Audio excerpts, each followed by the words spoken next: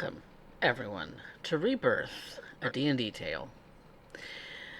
Last we left off, the Lucky Sevens, our group of adventurers in this lovely world, were headed towards the port city, or town, rather, of Castillo del Rey, traveling on the road, having gotten into a little bit of trouble before getting into Wandermore, but quickly ending a nuisance in that town before moving on. And they find themselves in this port town now, where there are lots and lots of ships, docked in the port. Lots of people going to and fro. Lots of businesses busy on the coastline. The the water looks immaculate. It's a bright, shiny, sunny day. A perfect day, in Lagon's opinion, very likely to be sailing. Lagon, since you've been off the water and a bit of a landlubber for a little while, why don't you give us some of your thoughts going into this port town and actually seeing the ocean, or at least the sea, once more? Lagan is extremely excited to back, at least near the water, if not exactly on the water at this point. The land just does not move right. It's and if it does move, it certainly doesn't move right. Um, Extremely unsettling for the most part. Uh, to stay on the land and not have the comfort of the rolling of the waves, the wind, the salt sea air. It's discomforting as well. The salt air, as you were walking from Wandermore to this port town of Castillo del Rey, the the salt air becoming stronger and stronger as you walked northward. The the evidence of the gulls just kind of flapping around, and the closer and closer you got to the coastline, the more of the seagulls you saw, and you see plenty of them here hawking away as as they go kind of scrounging around for food. Sometimes even dive bombing at an unsuspecting individual and snatching whatever snack out of their hand.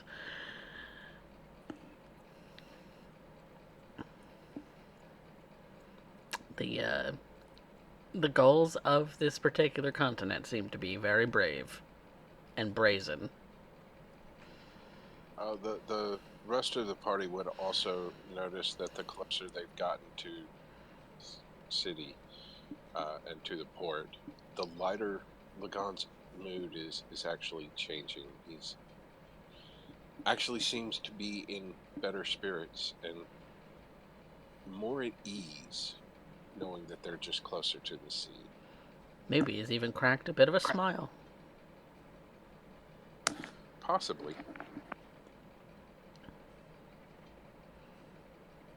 Vanya, Kinwin, what are some of your thoughts coming into the port town?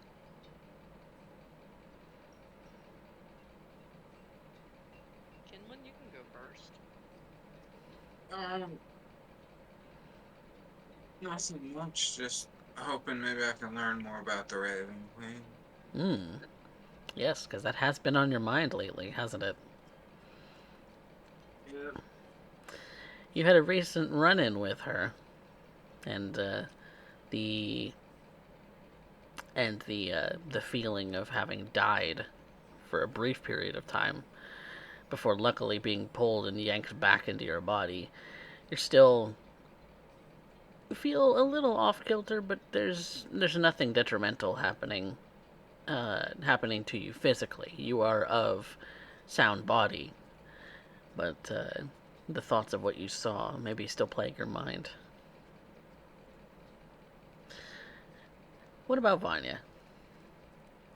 Vanya's excited to get to go back on the sea again. She really, outside of the trouble from river fishing last time, Hmm. it was actually quite a fun experience for her. So she's excited to get back out in the water again. Hmm. We don't have So I any was amongst thinking, you who are afraid to go swimming, are you? well, maybe Kinlan with Kinlan's luck, but No, I can swim, but I did get slightly seasick the last time we were on boat. The crashing waves tend to make those who have lived on the land a little nauseous at times. For those with a There's a bit of waterfall and lake in Sherfall Glades in my hometown, so pretty much everyone from there knew how to swim. yeah, know how to swim, but the lake is rather still compared to the ocean. So navigating on it with a boat is much different than navigating on the ocean with a boat. But as you're kind of walking along the coastline, kind of looking at all of the stalls, all of the people, all of the all of the sort of nonsense that happens in a port town, a lot of the a lot of the businesses are kind of focused in on the coastline, or even have some of their businesses kind of posted on the water, as this kind of this town kind of in on the coast kind of encapsulates a bit of a spot, and a lot of smaller boats can kind of come into this little outcropping. A lot of the larger boats kind of docked at some of the deeper portions of the coast, and so you see uh, those kinds of things where there's even shops on the shallow waters. So all of the residences are where as you come into the city, a lot of people kind of living kind of into closer cramped sort of town like homes where they don't have much in the way uh, of space in front of their houses, um, but there was some farming land outside of the city for a little bit, and then getting into the city, the homes got closer and closer together, and even closer and closer, and then you get to the businesses kind of on the coastline, kind of moving into the. Uh, it's not a very large city either. It's a rather small town, but you do see that there are a lot of fishing boats in this particular region, and so fishing is evidently a very lucrative business in this town. You see stalls for fish of all kinds, from large to small to bait fish to just about everything. Crustaceans of all kinds, even even some that manage to find the giant crabs and other sort of larger than usual marine life, just kind of for sale, fillet style, and so that's it's a lot of what you see here.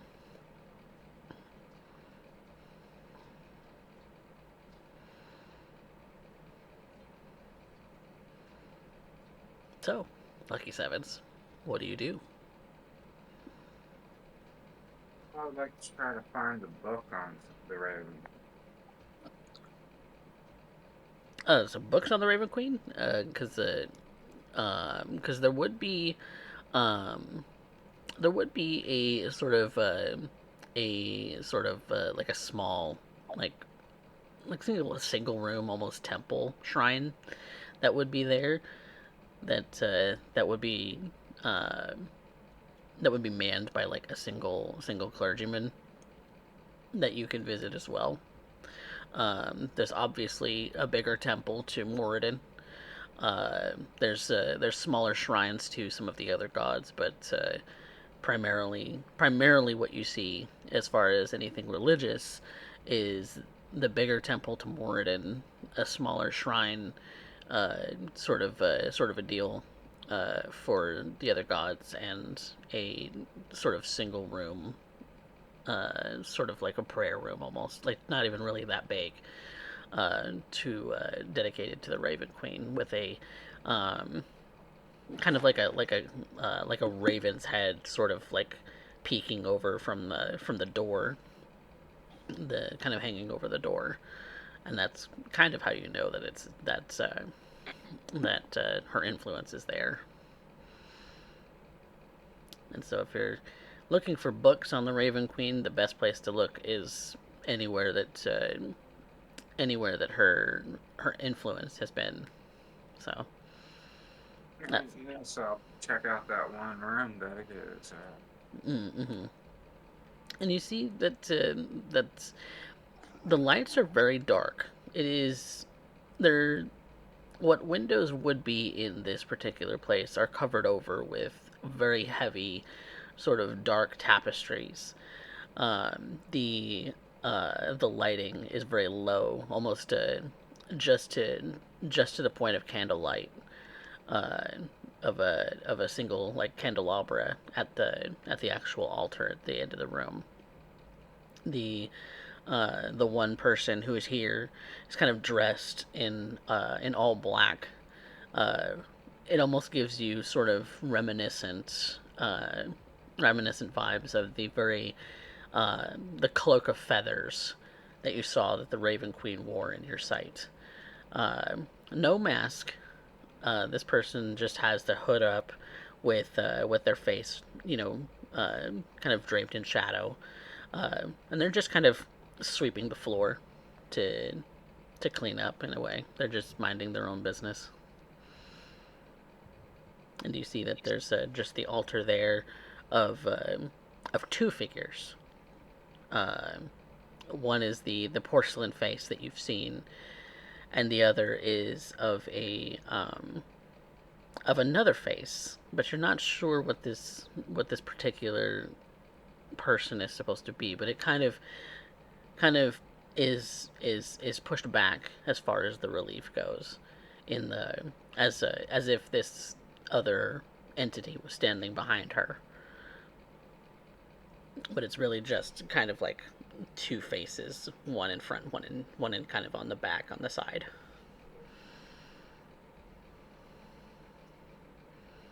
Yeah, I'd like to talk to the guy.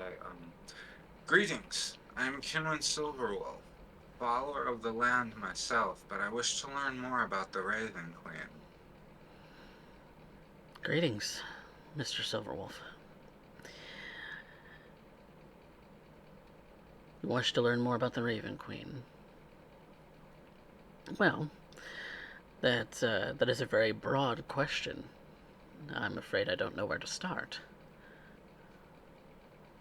Perhaps a bit of a place to give me an idea of what you already know. I died, and when I died, I met her. Hmm.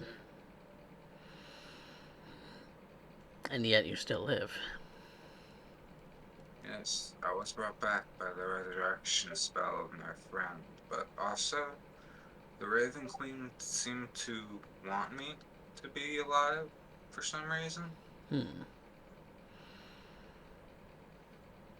Well, aren't you both lucky and unlucky? To have seen the Raven Queen is almost assuredly your end. Many who revere her wish that she not appear to them, as it means that it's a sign that she's chosen you. Instead, wish that they see no one or the shepherd instead. The shepherd, that would be the other face on this relief over here. Yes.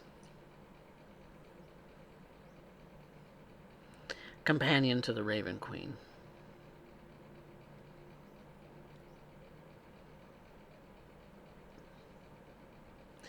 He guides the souls of those who have been lost,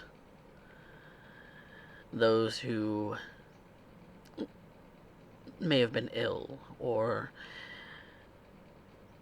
lost along the way or did not meet a sort of violent end.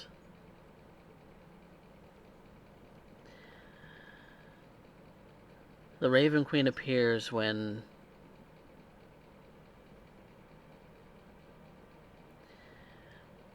she's made a choice.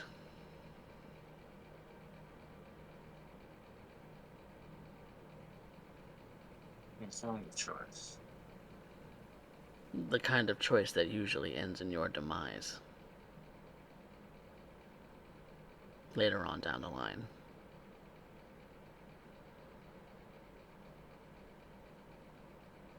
It's concerning.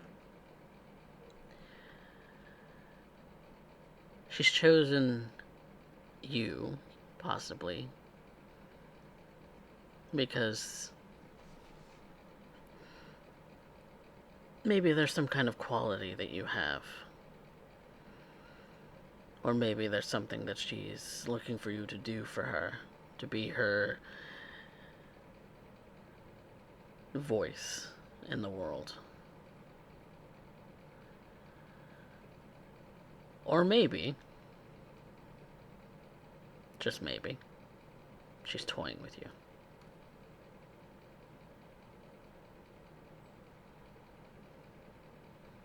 Either way, you're likely to end up at the end of your line when your thread is completely cut, that you become something of a thrall to her.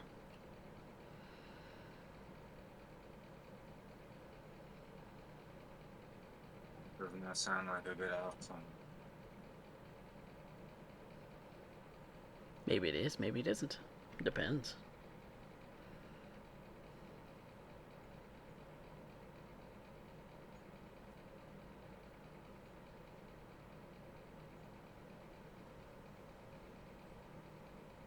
She's a mysterious one.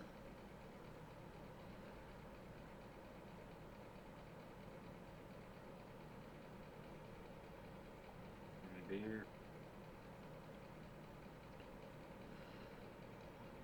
That possibly makes more questions in your mind, I don't doubt.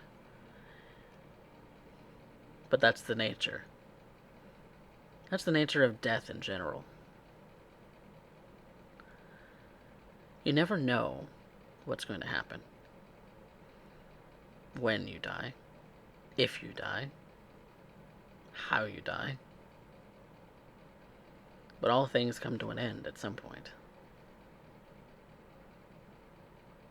Indeed.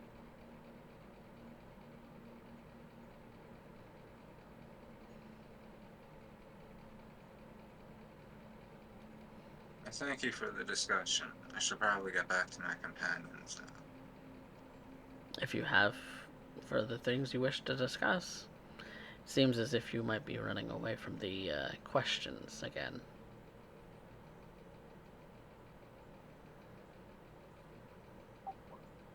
If she wants me for a purpose, or if she's playing with me,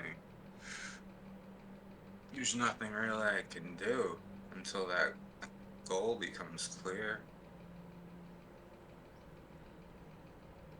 Well, perhaps you should reach out to her yourself. Because perhaps that's the one thing you haven't done yet. I didn't know. It makes sense. You don't want to talk to her directly. You would rather go through her acolytes, which is understandable, given her nature. Get too close and you might just disappear.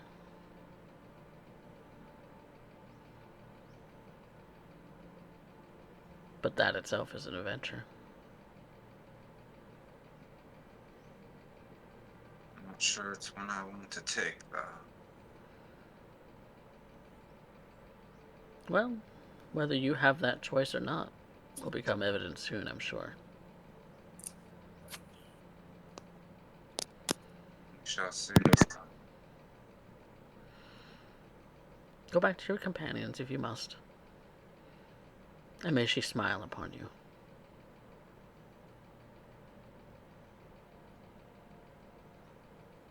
Thank you. And goodbye. He goes back to sweeping the floor.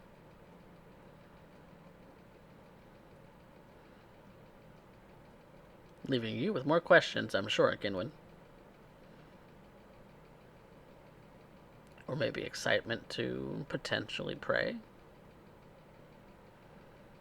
Not that you pray very much to the land, really. Do you know how to pray?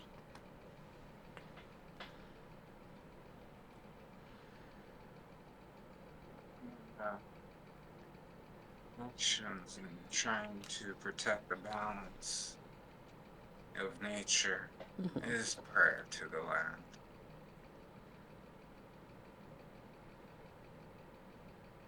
After all, actions speak louder than words. Hmm.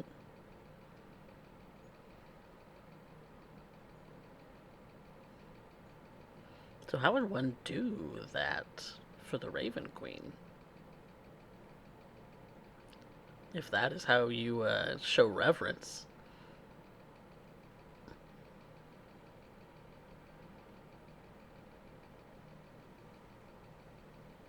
Still not sure I would want to show reverence to the Raven Queen. Hmm. Fair enough. Something to ponder, though.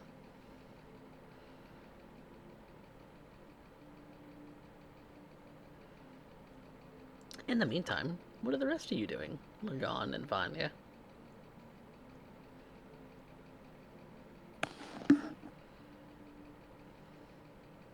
Kenwin kind of just shimmied off and kind of went his own direction. Once he found a very small sort of temple to the Raven Queen, he immediately kind of diverted himself and went right in. Vanya would probably be looking around the shops, Mm. just seeing what they've got. Lots of fish. Lots of fish. Lots of uh, lots of fruits and veg to go along with it. This is very much a sort of fishing and some agriculture sort of a place. There are other shops that do have other goods like a blacksmith for like general metal goods, leather worker for general leather goods. But a lot of them, kind of specifically work with general goods, not really much in the way of like adventuring gear per se. There's not even really a magic shop in this place of any description. It's pretty much just a fishing town that seems to sell both to its own people and to people abroad, because you see there's carts and carts of fish, uh, just kind of encapsulated into like ice blocks and meant to be taken elsewhere. She'll probably buy a small piece of fish for Zephyr, see how he likes it. Oh, he gobbles it up. He'll eat anything. This particular dog is like a raccoon. It will eat anything. Reminds me of another dog I know. But, yeah, she's just exploring through the city a little bit. New place, she's got to explore. A bit exploring. Okay. And Lagan? Lagan following Anya, knowing that they're going to be on the sea potentially for a bit, would actually be specifically looking to buy some fresh fruits along the lines of lemons, limes, oranges, Mm-hmm. Lots of citrus. Okay. Yeah, that's. possibly vegetables like bell peppers, Mm. particularly the red or yellow, Yep. not necessarily green. Anything that has vitamins.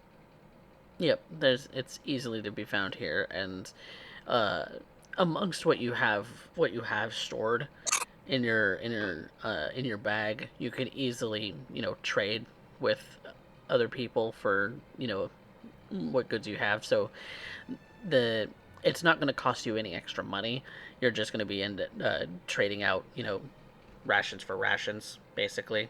So you're still at the same amount of food that you had.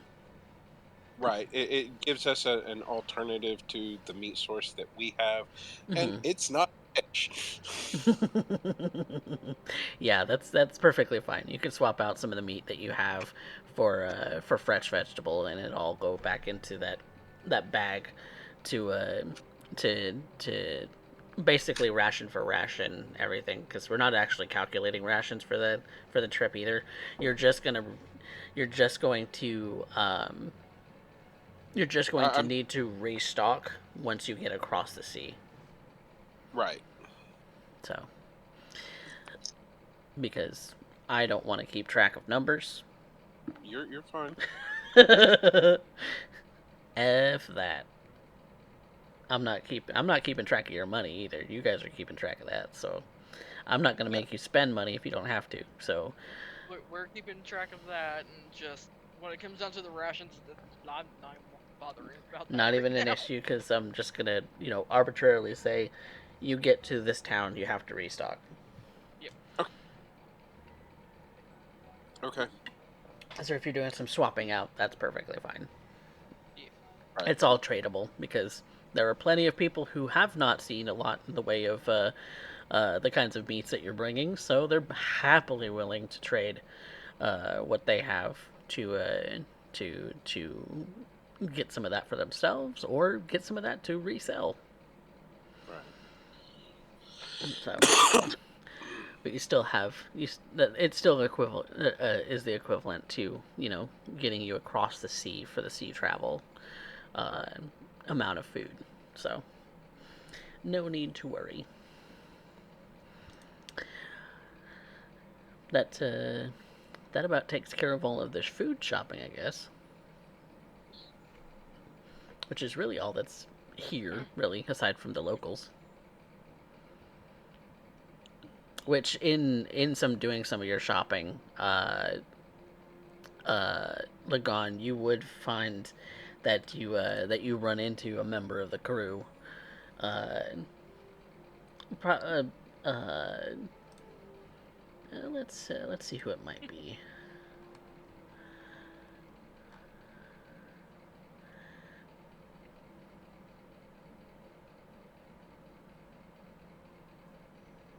Oh yeah, Henry Every. Henry Every is the one walking through the town, kind of picking up some goods for the uh, for the N Bonnie. It looks like.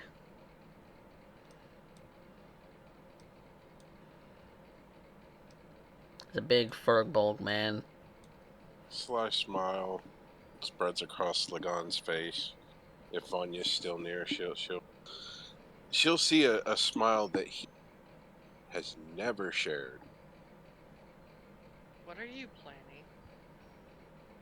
And as you ask this question, Master Every, He kind of looks up, starts looking through the crowd, and he sees your big tall lug. Well, if it isn't a Stormbringer. hello. Hello. He kind of walks up to you with his and gives you like a big hug with his uh, big sort of fur ball, just mitts, just kind of wraps his whole body around you. He kind of looks like he encompasses you a little bit in that Yeah, he may be a little bit bigger built, like just he's got a bit more muscle on him, but he just kind of pats you on the back, kind of all heartily, and just kind of and then kind of takes you by the shoulders and says, "Boy, you look like you've grown 2 inches." I haven't. I wasn't expecting here yet. It was yeah, well, uh, Well, this is a surprise. Ah. As I'm sure you've seen the boat docked. Oh, of course. Yeah, First thing we came around and caught sight of the bay. my goodness. What in the... Right, because the Red Hawk Keep is where we dropped you off. Yes. And then it's been, what, a couple of months now? I've lost track. As have It's I. it's been a very long journey. Indeed. Lots of things have happened. Well, I'm sure the captain will be ecstatic to see you. I hope so. Of course she will. She's not always so fond of me. Sometimes. Bullshit.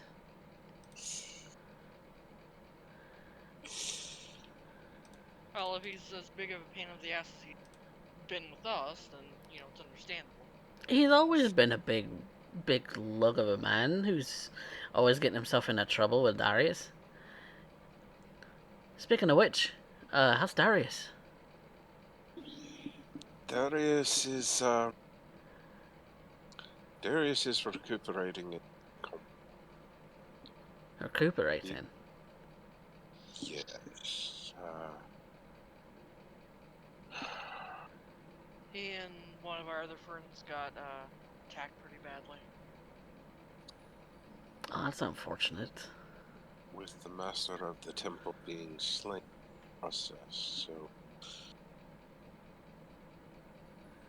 I'm sorry to hear that. it is last we heard be many more but he's up and walking about. I believe they said at least 9 more months before he's up and walking about. Oh, yikes. Yeah, it You was know, pretty bad.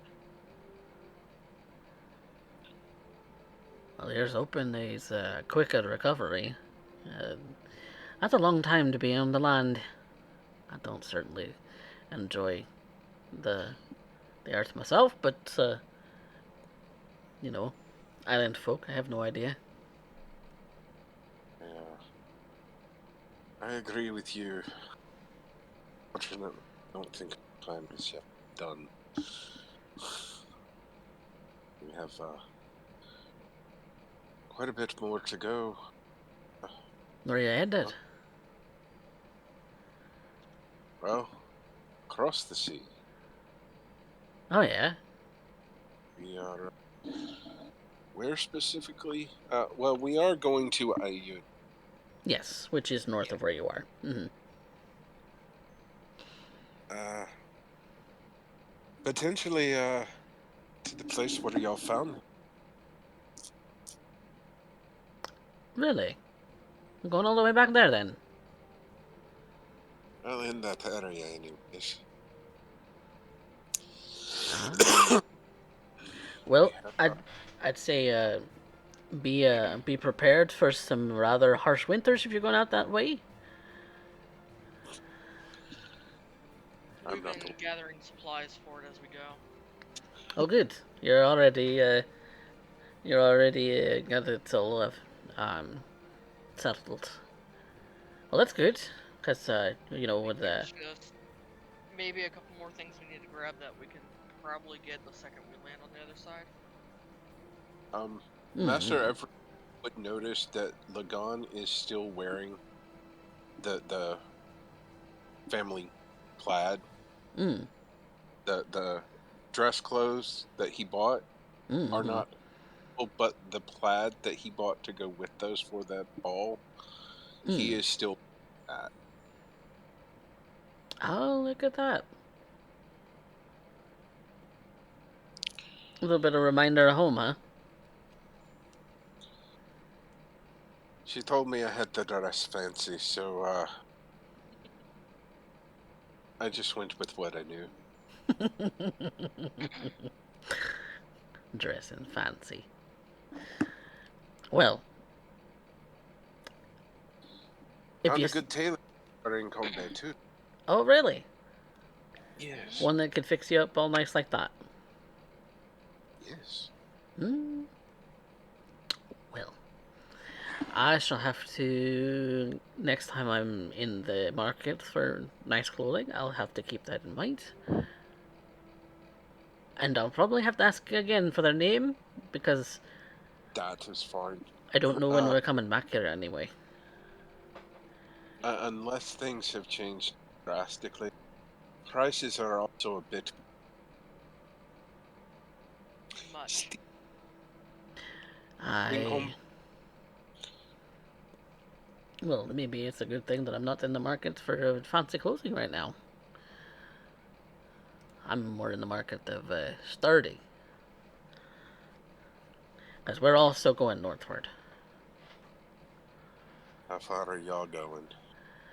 Ah, we're probably only going to the coast. Well, that at least gets us. You're going to. Oh, there's a sort of I forget what it's called, but right along the ocean there's an outpouring of a river. We're going about to that village, and which is south of the capital city, about southeast of the capital city. So that's about where we're Yeah, going, and then we're heading back. that gets us at least confident we need. We'll have to head further. There's a Yeah, lot. yeah, because going back by the way of Emerald Waters is it's going to add extra days to the trip. So we're gonna go the short route and avoid the deep water. Do you need a hand with anything? Well, we could always use more hands. I Like that too. recently ran into a storm and sadly a couple of blokes went overboard and were never seen again. Poor lads. It happens. Sadly, I only have two. The more the merrier.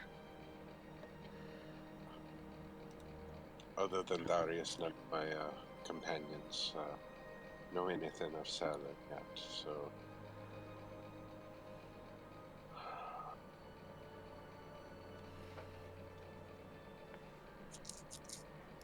Well, we'll get you where you're going. We're making a couple of stops along the way, but yeah, we should be able to help you and ferry you along, so long as you'd pull your weight. I'm sure the captain would be more than happy to allow you to pull your weight. We didn't by chance happen to lose a lookout along. Ah, I don't know. I don't know if I don't know what all we lost. If I'm honest, that's more the captain's. Captain I keeps track of understand. all that. Well, there's plenty to catch up on. Uh, I'm sure there'll be plenty of time to catch up on while we sail. Uh, Yeah. uh, Vanya here happens to have a good eye. Hey,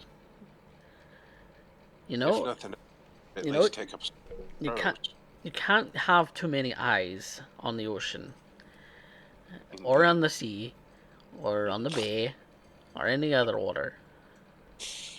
Galen's Uh, getting pretty good eyesight as well. Now that he's been out traveling with us for a little while. Oh yeah. Well, the more eyes, the more we can look out for them damn marrow. uh, and we've had some as well. You've had what as well? We've had some replacements as well. Ah, This is our first companion.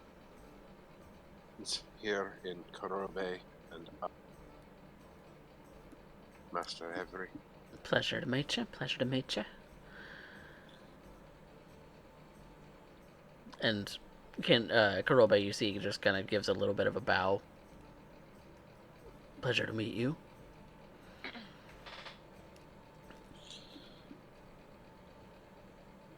Well, what are we standing around here for? Let's go to the ship and see what we can do to load you onto the ship and we get going.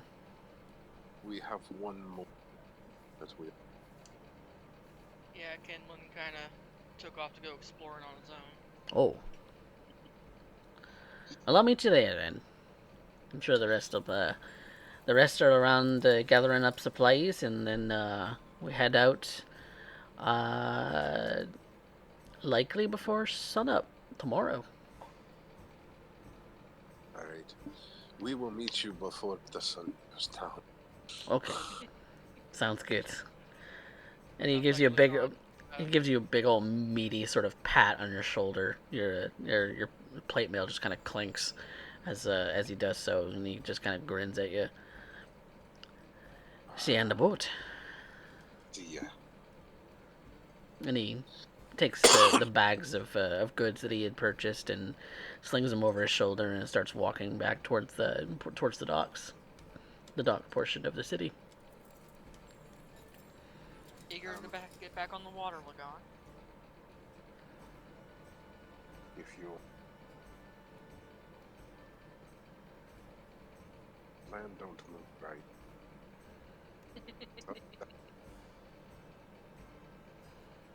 You keep saying that.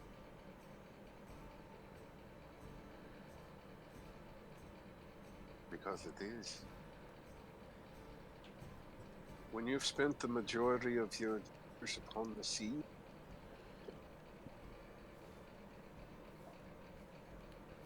it's hard to minimize yourself to the land. Oh, that's fair enough. I've spent the better part of 26 years upon the sea. Until now, these past months with all of you, I've had no care for the land. Or returning to it. I know that may seem as a contradiction, given who it is that you pray to. But she's the goddess of the seas as well. All the wild spaces. Not just of the sea. And We then said you met us and you changed your mind. no, it didn't change much. The sea is still, because at least there are no much wind. As long as I trim my sails properly, I can direction up.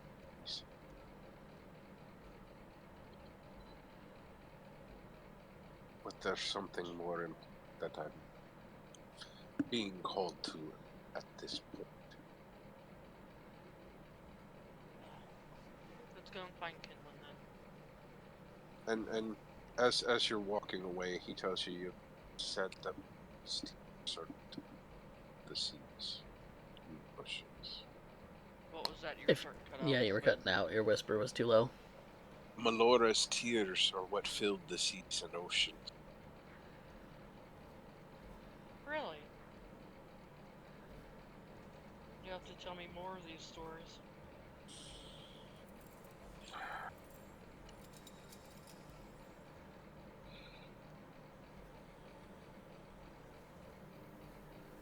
Yes, let's find Kenwin.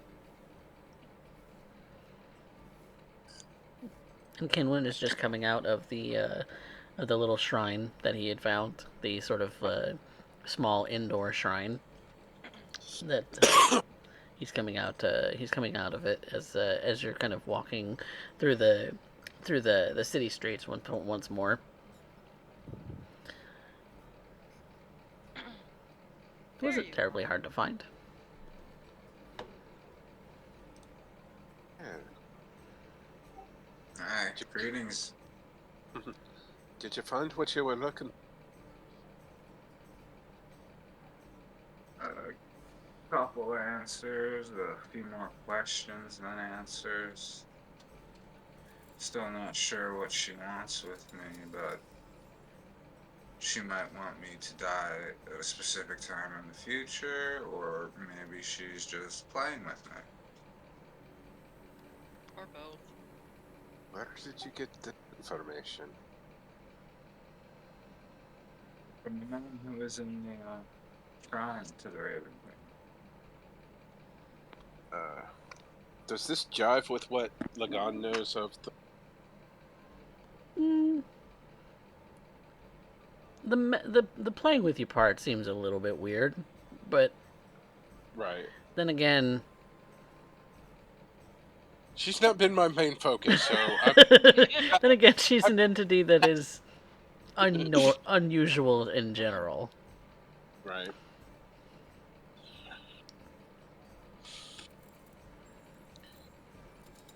Playing with. I can't say is or isn't, but mostly sounds about right.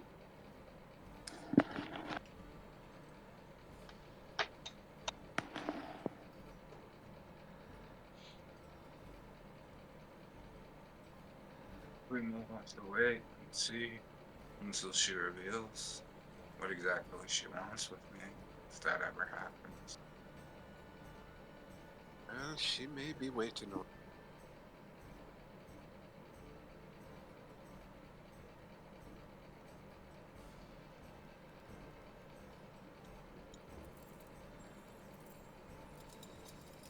Uh, So we found a ship. Get us over. Excellent. Very familiar ship. We happen to know we're back on Lagan's old ship.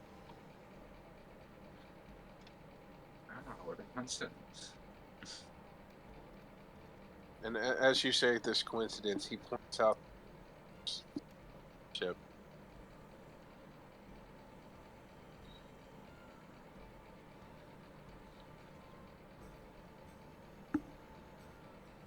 They're waiting for us. Okay, we So can't be waiting much longer. if there, Need if How's there's that, any, Gremlin?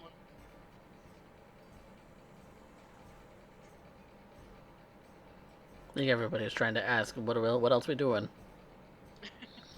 if there's anything else that needs done before we the ship, let's get to it. I told them we'd be there before sundown. Don't think we need anything else. I think we're all set. Kurobe says, as long as I get to work the galley and cook some food, because I don't know how much I like the ocean and the idea of sailing. Oh. I'm sure you'll enjoy it.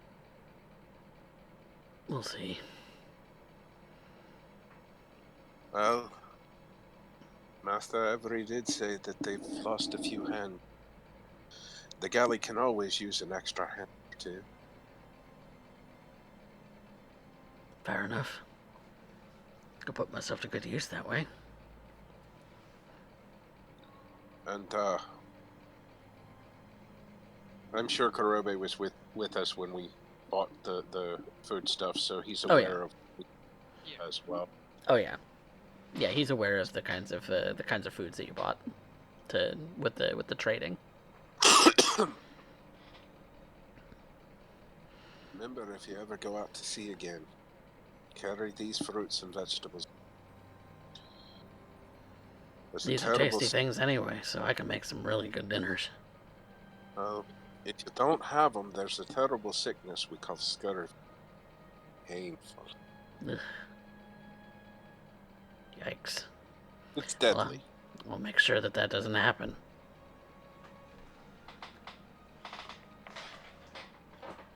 So, Lucky Sevens. making your way toward the ship. Yes. Yep, probably making our way as we're talking. All right. And you're greeted by whom you've known on the ship with welcome arms. Those of you who have been introduced to the crew already, and for introducing Kurobe, they seem to welcome him aboard. Uh, he he seems to get on really well with the mate who's in charge of the galley. So they hit it off really well. That they start already discussing recipes for tonight's dinner, and and go to the very very small sort of cooking station that this ship has in it. It is it is essentially a cooking pot, and that's really about it. And aside from that, there's maybe one sort of crate that they can get away with prepping food on, but the rest of it is the food stores and and this cooking pot, and that's really all that there is. As far as the galley, as it's called. Most everybody takes their food to their bunk to eat it, and the bunks are not even really bunks; they're hammocks, just kind of stacked on top of one another below decks. That seem comfortable enough if you like hammock sleeping. Uh, but there's a couple of rows of these stacked hammocks, and it's not too far away from where this cooking pot is, so you're likely to be woken up by breakfast. Should breakfast be started before any of you wake up anyway. Uh, the ship is not terribly big, but it does have a sizable cargo storage in the very very bottom. There seems to be a lot of cargo that they've taken on to be to either trade or to sell, or that they're delivering or something, much like they had before.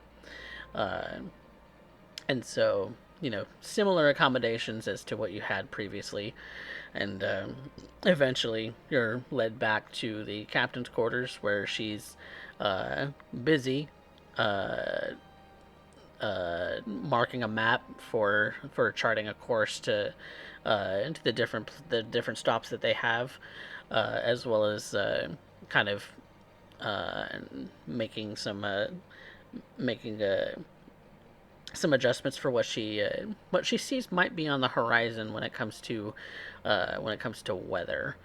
So trying to make some weather some adjustments for weather should something bad happen. Not that they're going to be very far off the coastline, but definitely for the first stop anyway. But definitely is busy, kind of mapping that out, and sort of kind of looks like she's doing some calculations in her head or something.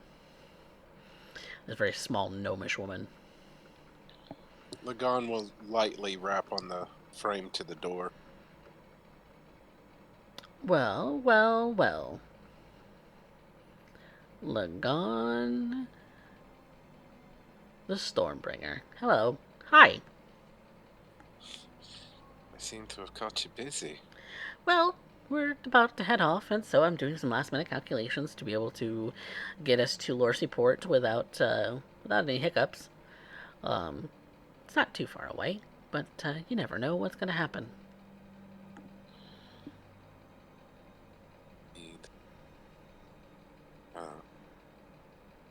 It's been a long time. It has. How have you been enjoying your adventures?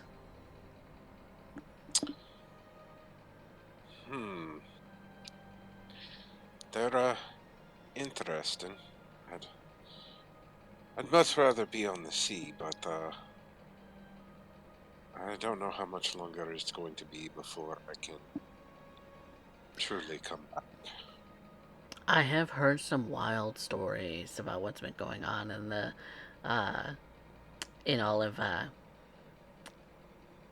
the country of Argyle.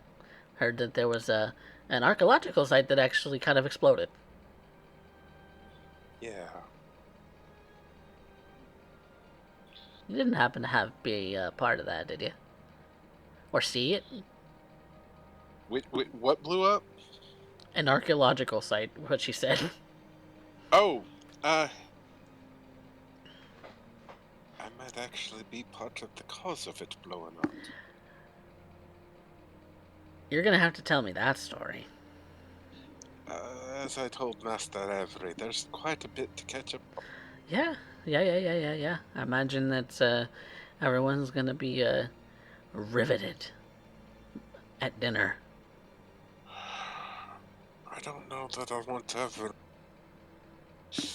There's some things that we've done that not for friends' ears. Oh, And I he see. drops hint to her that yeah, Lord Kaichi doesn't exist anymore.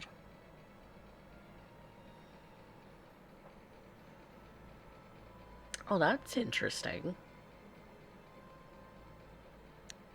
That's going to have a huge impact on the country.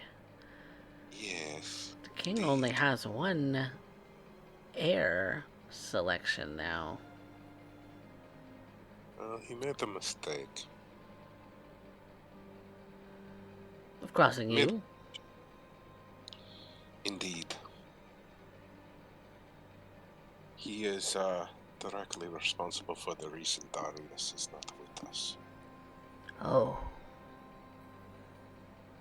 Master Avery did fill me in that Darius was injured.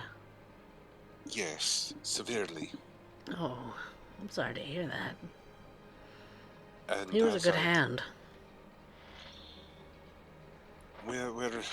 He still has hopes.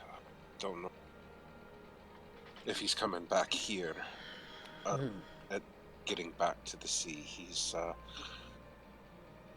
less fond of the land than I am. He doesn't like being in one place at once. Oh, and for long periods of time. That much I know. Yes.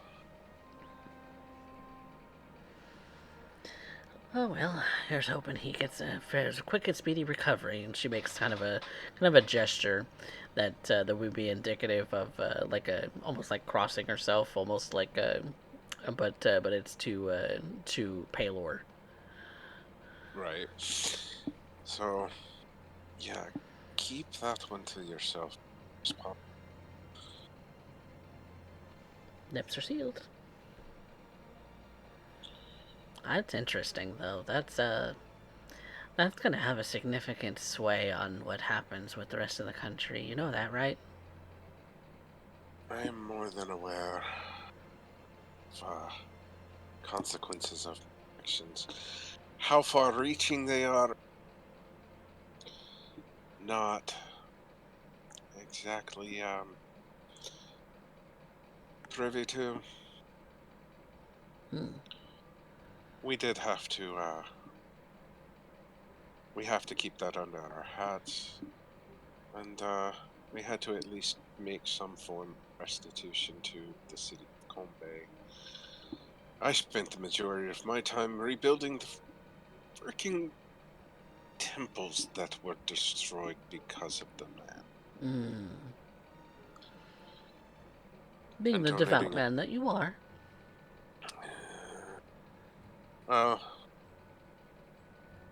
Yeah, I'm not so sure how well it's looked upon to more than well, Melora, but it was his temples and his men that were impacted the most in the poorer districts of Kombay. Well, I'm glad to hear that that you have taken it upon yourself to do your good deeds. I assumed that's what you wanted me to do. Was out. Or you wouldn't have Mm. get into it that it was time for to Never know what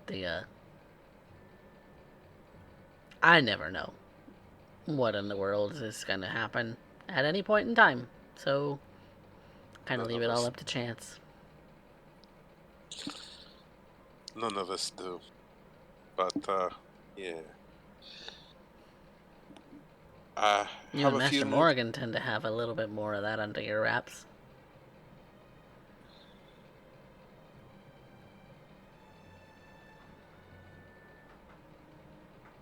sometimes I know where I fit and sometimes I don't. Speaking of Master Morgan, where may I He, find he should be around here somewhere, usually fulfilling his own duties. knowing what most of those are, Lagan will give Captain Badger a quick hug. And Which is very awkward to look at because she is very small and he is very big. uh, kneels Basically, down he to just picks up a gnome and just kind of carries her for a second and lets her down. uh, and will attempt to make my way to find Master Morgan. Alright. What is Vanya and Kinwin gonna do? Vanya is just getting the rest of their things settled and helping as much as she can on the ship. Mm-hmm. Kind of Okay. falling into the routine she had the last time she was. Okay, okay. What about you, Kinwin? What are you doing? I can help keep lookout. Taking that what? I can help keep lookout. Yeah. You are still docked, so there's not really much in the way of lookout needed right now. So there's really says you're still in port, but they'll Well, I can happily. help load or anything. Just whatever random thing that I need help with. Okay, okay, that's not a problem. They're still settling in some of the cargo. They're still settling in some of the supplies that they're taking on from everybody doing their little shopping trips. Uh, Occasionally, there's kind of a big heavy load, and so y'all are able to help get all of the cargo loaded. Um, while Lagon goes to see Master Morgan, Master Henry Morgan, the uh, I forget exactly what his job was on the ship. Sailmaster. Yes, sailmaster. So he's making sure that all of the sails have been mended, that that everything looks like it's ready to go. When it comes to all of that, all of the ropes are secure. It looks like he's replacing one of the ropes for the sails at the moment, Mm. and so he's kind of busy doing that as you're walking up. You think you could use a hand with that? He looks over and sees that it's you. I heard you were back. For a little while, at least. Yeah, for a little while at least. And I could use another hand. Another sailor's hand. Lagan will get on the other side and start helping as best he can, replacing. Yep. And so after a few minutes between the two of you, you're able to replace a rope on one of the masts that that that had been starting to fray, and so it was getting he was replacing it before it got any worse, uh, to uh, to make sure that it didn't come loose in the middle of a trip. So uh, just to be on the safe side. Thank you for that. Always a pleasure. Where you been, kid? Headed to the Regnon. Yeah, Sure, same. you've no doubt heard a few about Eh, some of what I've been up to. heard a few things, this and that. That Every decided to regale us with some of the tales and tells us that you're in town, so kind of expected to see you. If you hadn't been, I'd have come for it. So how you been, lad?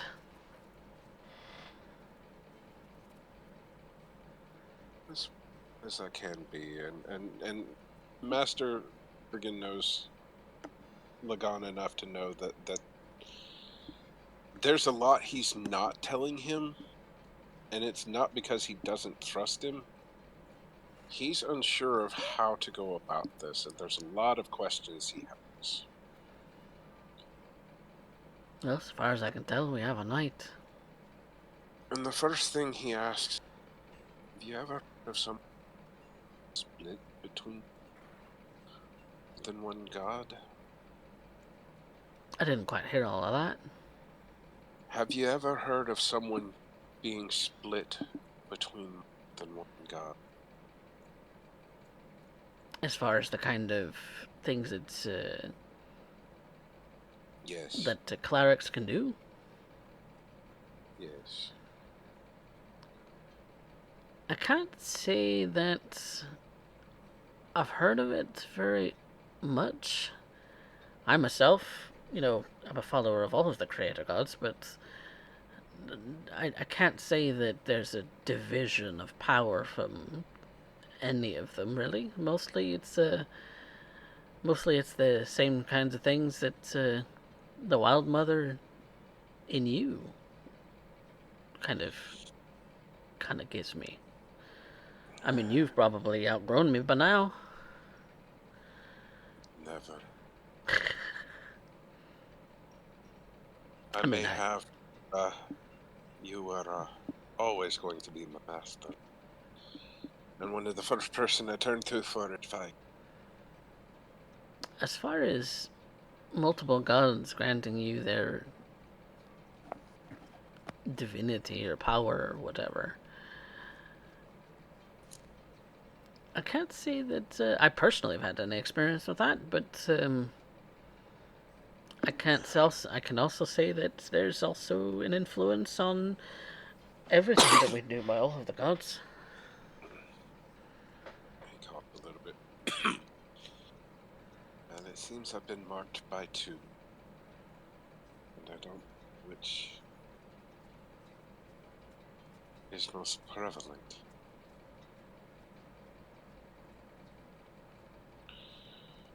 It's not entirely adversarial, but it's not entirely hand in hand. Are you sure about that?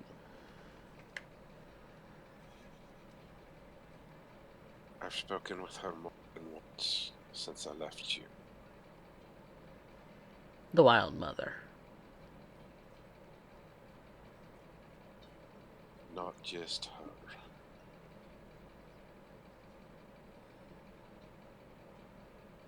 The Raven Queen as well. Ah.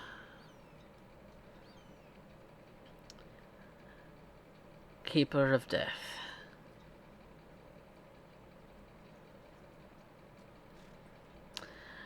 Aye, she's a bit of a spooky one.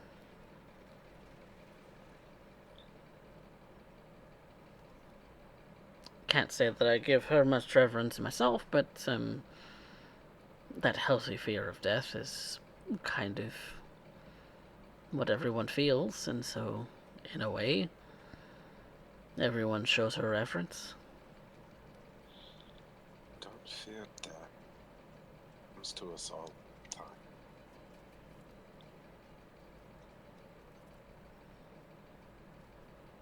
My fear is more of what it means to me, and I've not lost my connection to the Wild Mother. But there's, how do I explain this? A sense of a growing distance between us.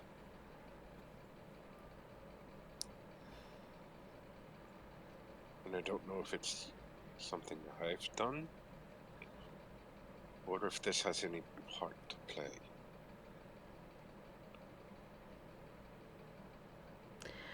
Well, if there's any consolation that I can give you, is that the Wild Mother never turns her back. I didn't say that she had turned her back. It just... I have a stronger sense at this point than I do the Wild Mother. Before I left you, I had no sense of the Raven. So this is new.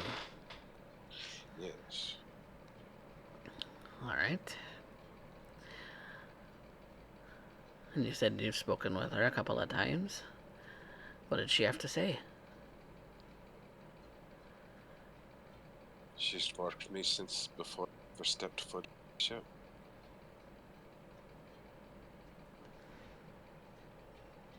Then there must be something that she wishes you to do. And there's a bit of a coin toss as to which one will get me when the time comes. Whether it be the Wild Mother or the Raven Queen.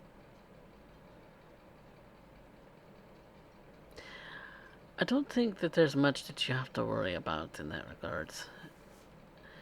At least in my experience, death is as much part of life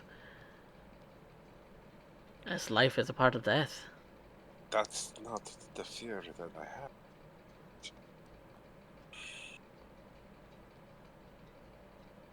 You're worried about your after. Not the who it is where it's coming from at this point. It's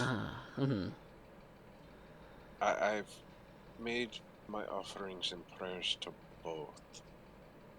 My daily routine has taken on a bit of a new form, as that I am conduct my morning prayers not only to my Lord, but to the Raven Queen. It's trying to more determine which one am I supposed to follow, or am I supposed to attempt to follow both? Two masters of the sails are conflicting at best. Or at least appears to be, anyway. Okay. Well, I don't have any personal experience with that. But if you need help in reconnecting, I can help you do that. It's not that I've lost the connection. It's there. I noticed it. I've spoken to her as well. It's... don't know how to describe this. It is certainly very odd.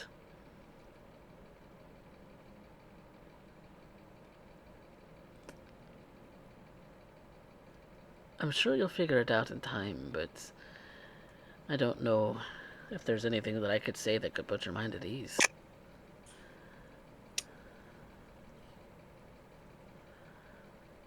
It's more I'm trying to guiding me at this point.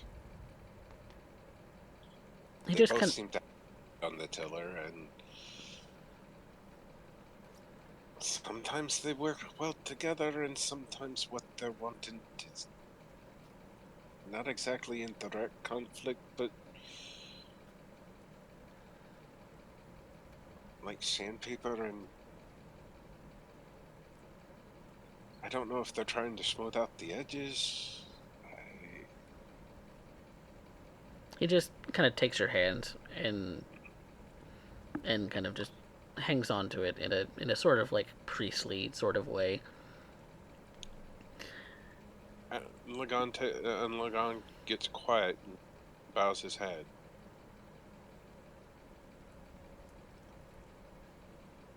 I could just pray about it, son. I have been every day. Especially since the Raven Queen has asked why I should have him back.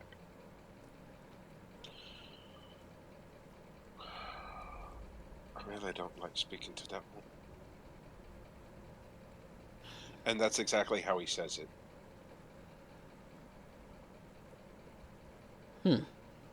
Nerving at best.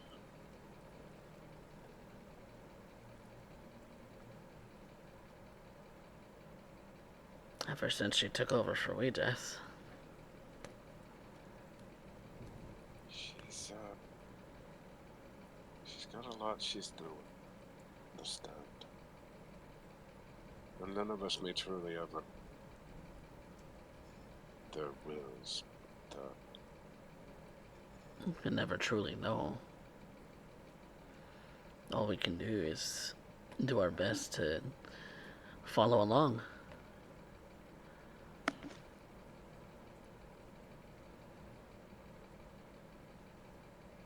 Master Morgan will know that his allegiances have not changed in the armor that he is wearing. Are still iconography and symbolism Of the Wild Mother. Yep. Everything. But he is conflicted. Very conflicted.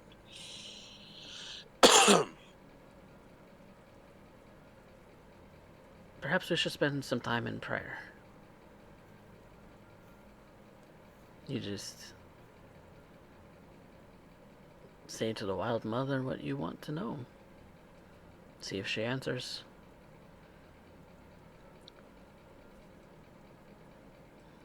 And I will be right here with you. Appreciate that.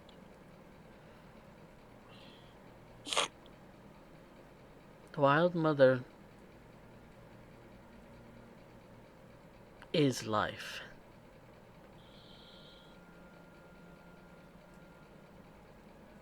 And because death is upon us all, someone has to guide us in that way.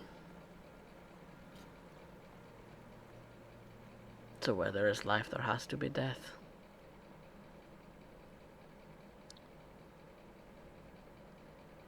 And they're not opposites. They're two sides of the same coin.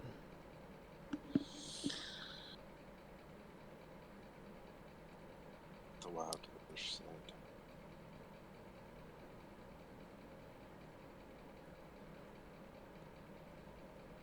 In a way, death is a servant to life.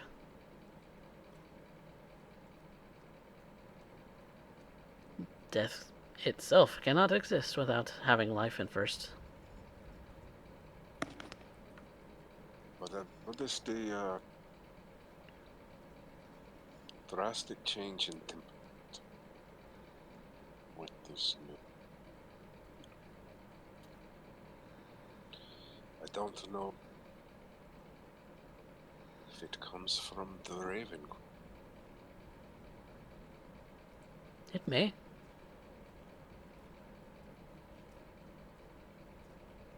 That change also disturbs me. And to that point, Lagan will tell Master Morgan of the attempt to gain information about their investigation, the college student, and Lagan, at least from his point of view, intentionally the child in a way that he never would have before.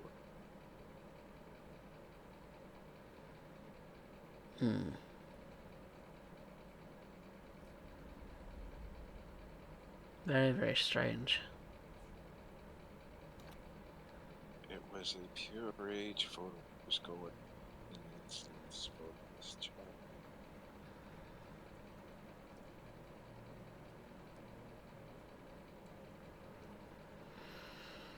I did not set out the wish or intent to harm him, but that is how it turned out.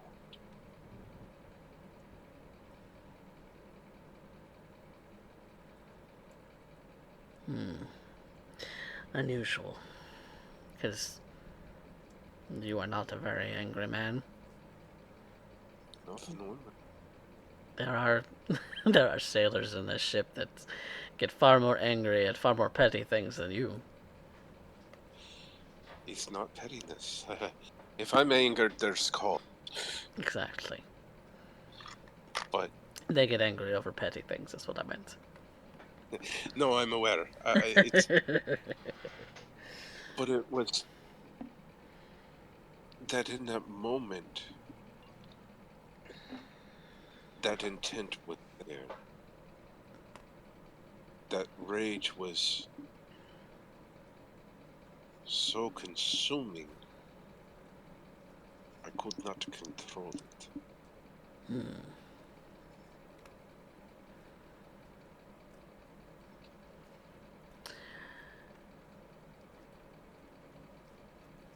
The rage of the Wild Mother is usually felt in storms, in earthquakes, in the disasters of all kinds. It is how nature is. Yes.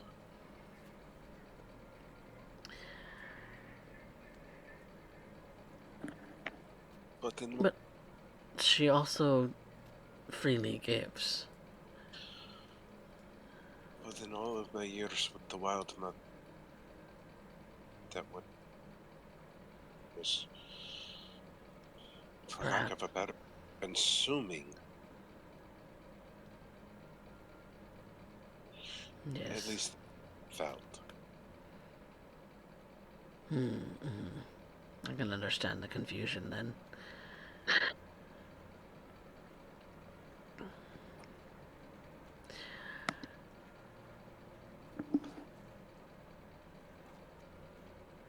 In a way, you have outgrown me.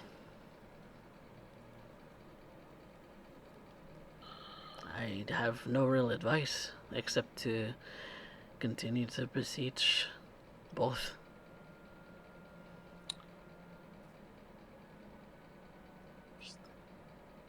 I just wanted it.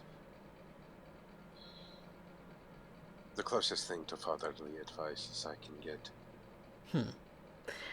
Well, for fatherly advice, don't worry about it too much. You're causing wrinkles.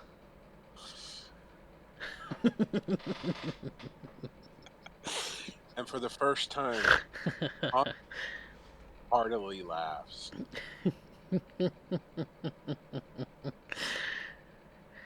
Your brows are furrowing so much you're gonna cause wrinkles in your thick skin.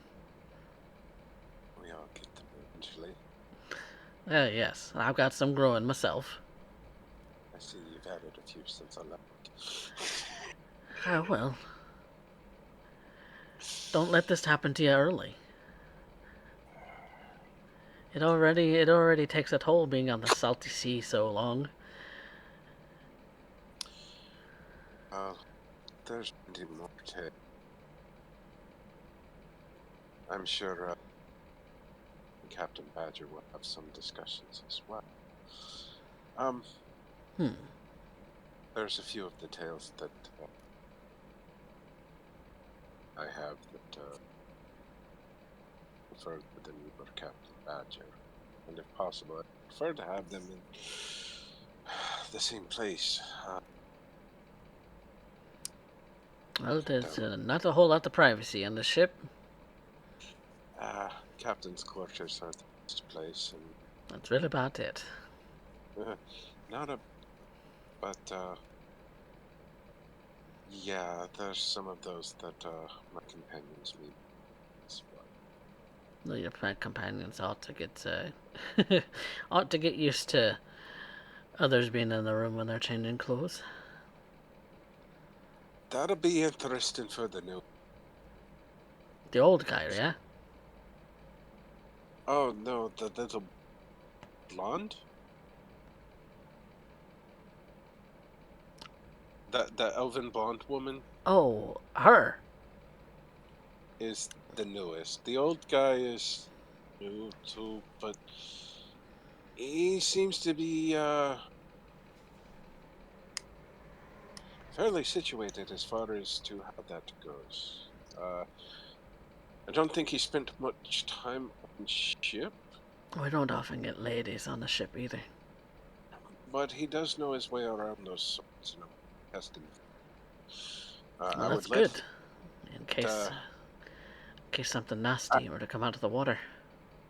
indeed. But I know a few of the guys might have other predilections that might be best learned by your words. That he's really not the one they want to test it with.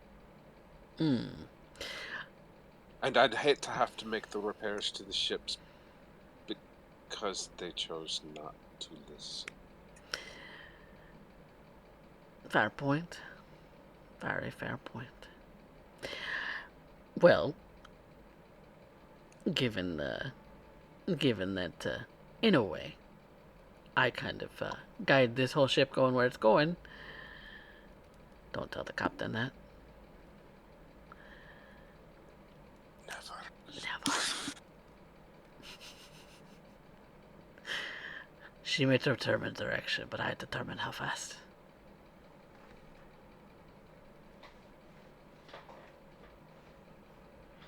But I will do what I can to let the others of the crew know that your companions should have their privacy as much as possible.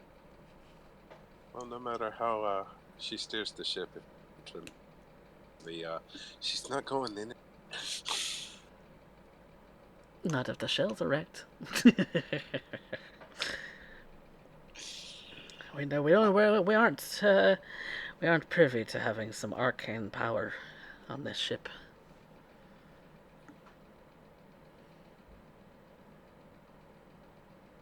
I will just say, if it comes to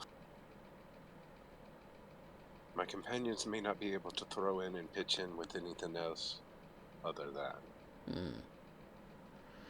But they are handy to have in a fight, and they are good people.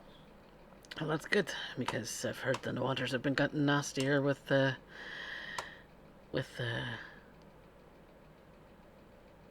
marrow. I think they're called merfolk. Ah, that. Something's riled them up, and I'm not sure what it is. There's a lot of Rylands up going. That is indeed true. I've definitely felt that. Even the Wild There's Mother is concerned. there's groups of people trying to break some of Dredith in particular. Um, since I don't know the name of the old god of death, uh, those are the two in particular that Lagan is aware. You you would For remember that the old god of death was the Sphinx called it Anubis. Anubis. Yes. Okay. Particularly in trying to bring back Dredith. An old god. Old gods. Anubis, the god of death before Ouijas. Yes, I'm aware. Dredith, whom herself has bound. They are actively going out of their way to return. Maybe influenced by the calamity from before. I can share with you about those tales, but I'm sure Captain Badger wishes to hear at least a few of them this evening. I would prefer my companions regale them as best they can with their exploits. Of course. At least the Anya Kinwin. Kurobe is a very, very new member. The she took over for, didn't take over, but kind of replaced the big metal man that you met. Oh, right. Yeah, you did have him as a companion. I suppose in your stories you'll be saying what happened. If you're looking for what went into the archaeology site in the desert,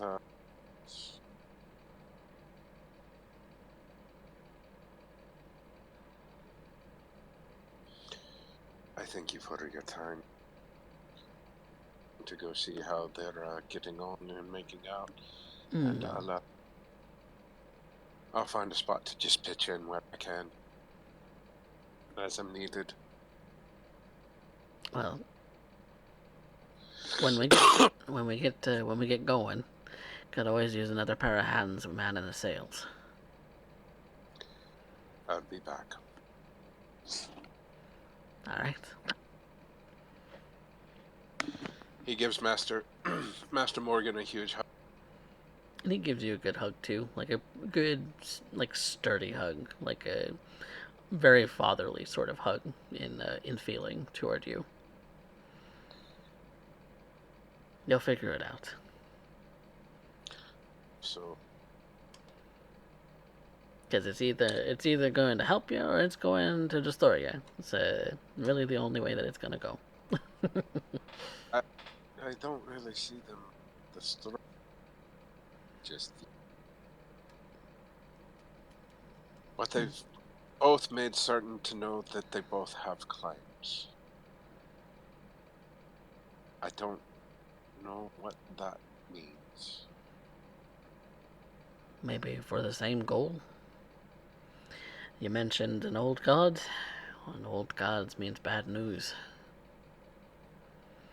And, I will say that I noticed some of the protections of Threaded have gotten touch weaker.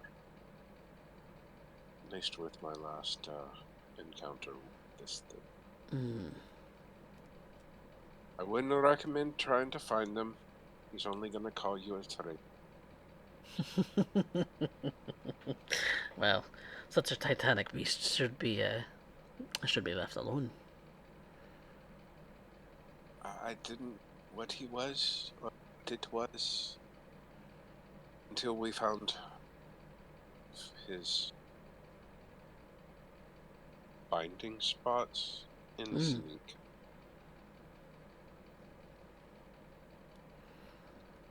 It was legends of a glowing stone that would talk to you. I have since found another, and at least with that experience, it seems that it's getting weaker.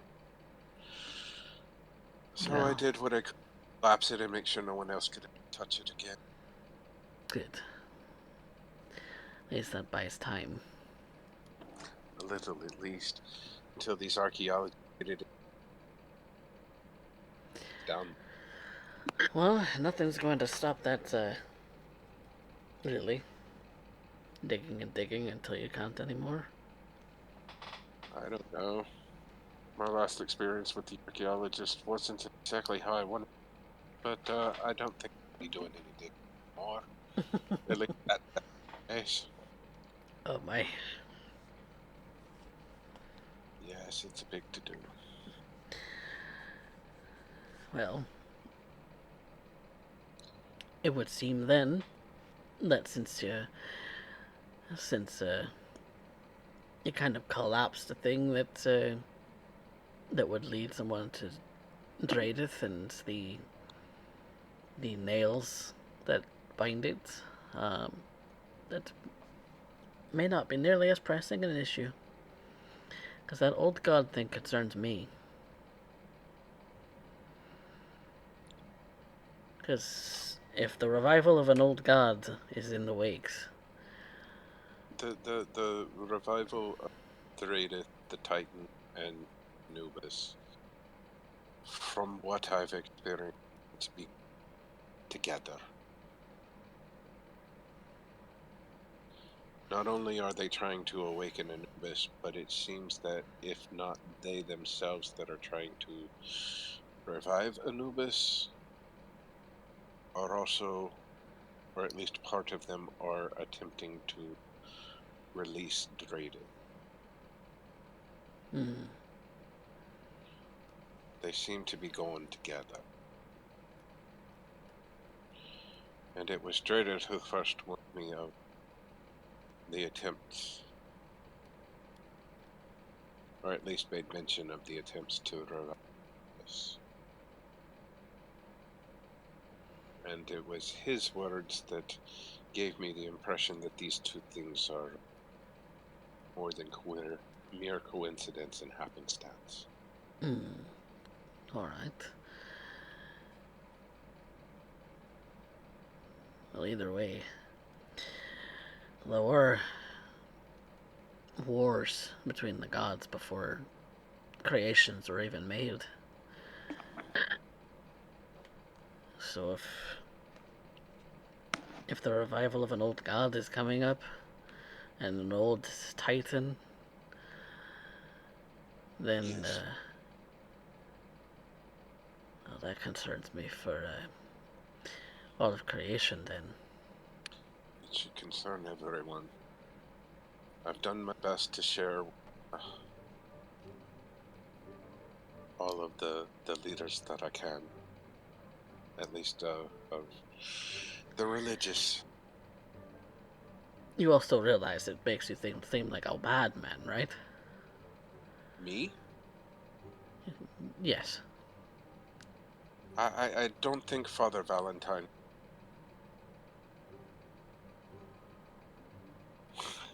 Father Father Valentine, what? The leader for. I said I don't think Father Valentine would necessarily agree. He just told me not to spread it about, but he Hmm. gave me the advice that you did. Well.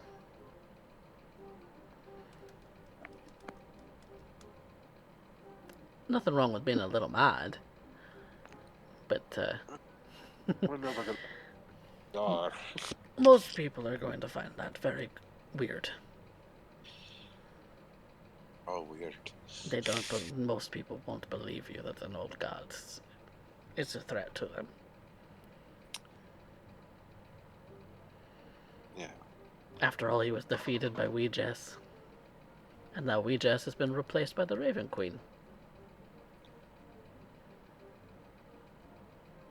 So Right. things change. I do. I appreciate. I will leave you to your Well, it's about duties. sundown anyway. I will go find my companions and make sure they've been settled. Get some rest. I will join you for dinner. He gives you a nod, and kind of as you've been sitting, kind of like on the mast itself, uh, the he just kind of jumps down and lands with a big thud. Lagan would follow right behind. Make me an athletics check real quick. Yes. Let's see if you land gracefully. I'm supposed to be good at these. Give me just a second. Supposed to be. Anyway. Yeah.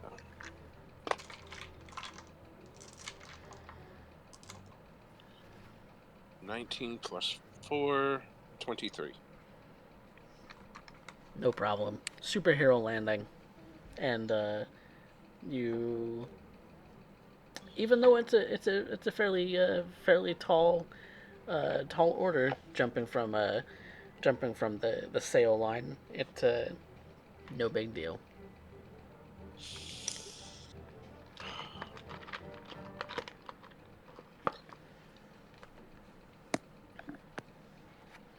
All right. So you go and find the others of your party.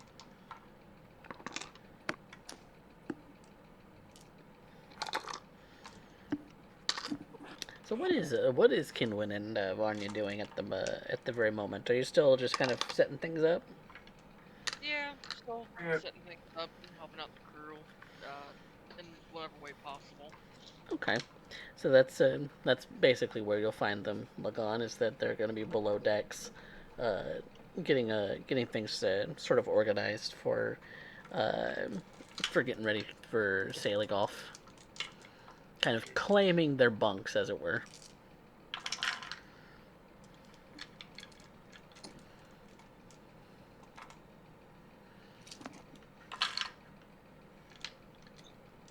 Lagan will find a spot that is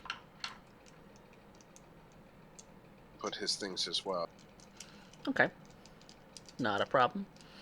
Easily claim one of the hammocks as as your particular spot.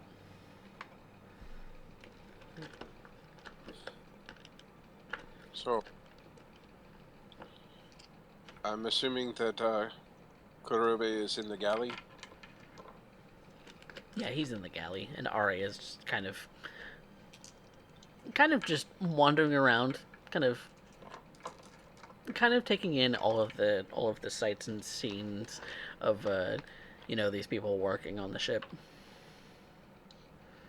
Well, I would at least try on you and when a heads up that tales of our exploits since we left the ship are expected. For Not a problem. um, Captain Badger is most intrigued with she's heard of our so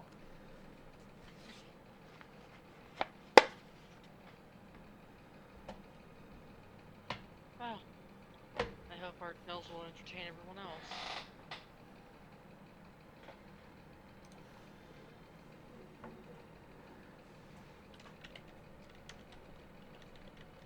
if you feel the desire and are not under the weather once we get on bay, anywhere you can help out, we appreciate it. They've lost a fair few hands since we last left. So I intended on helping anyway, so Indeed. and, I did offer everyone's assistance should we have some kind of violence breakout. I have also well, let Master Morgan. Go if ahead. a fight breaks out, we'll just throw Kurobe at it. Call it a day. Also, let Master Morgan know the hands we do have that are more looking for fight. They should be the last because I'm not repairing damages done to the ship because they refused to listen.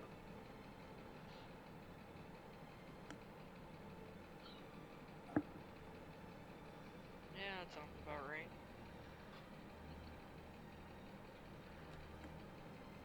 So, um,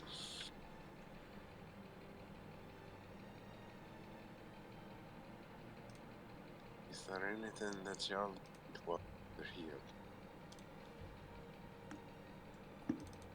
No, I think we've got pretty much everything settled.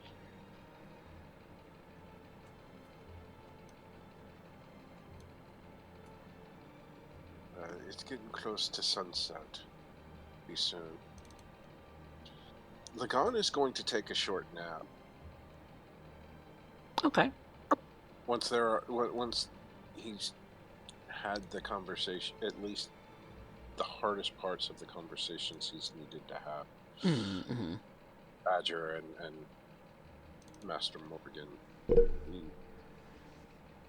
just wants a short nap to try and reconnect with the Wild Mother. Mm-hmm. Okay. Are you doing anything specific to connect with her, or are you just? He is going into his meditation.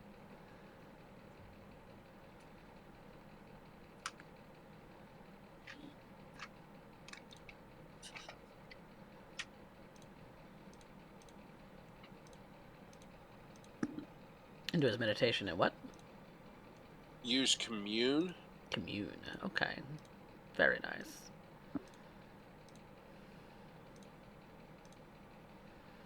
Commune is a great spell. Yes, it is.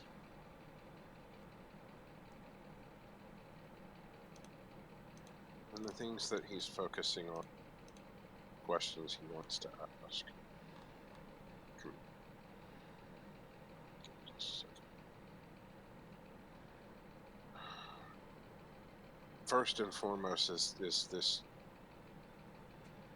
weird, overwhelming rage he gets when he feels the Raven Queen's presence.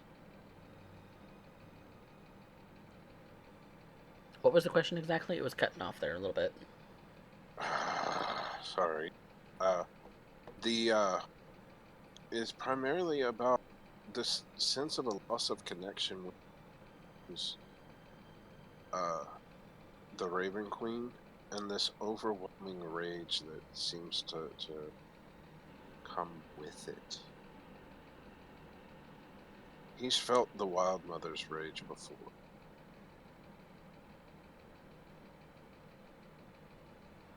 And in all of his experience with that, it's never been one that felt like it was consumed.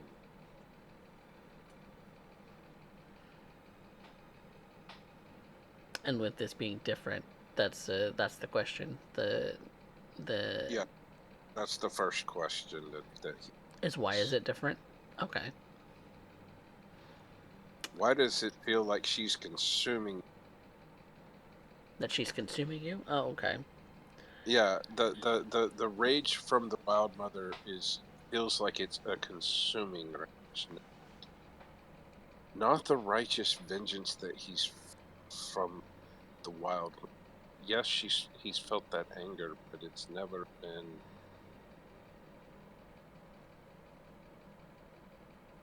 It's never been one that was consuming of him. What he felt like was consumed.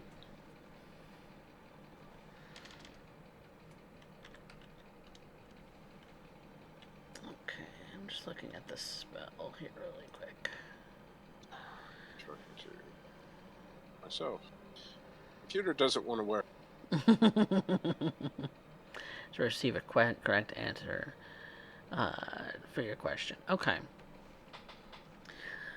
So the question being is there's a difference between the righteous rage of the Wild Mother and this rage that he feels now. Yes. He wants to know the source. Yes. Okay. You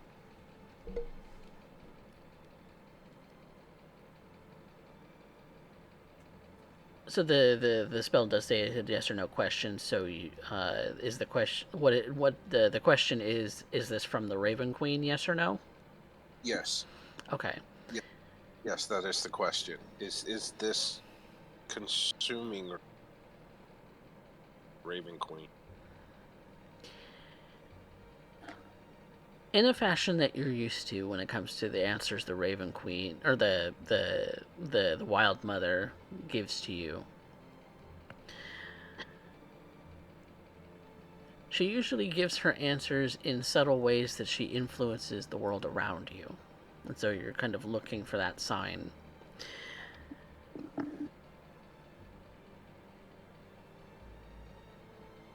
You get the you get a you get a rush of wind in your face. That almost sounds like the word yes. Okay.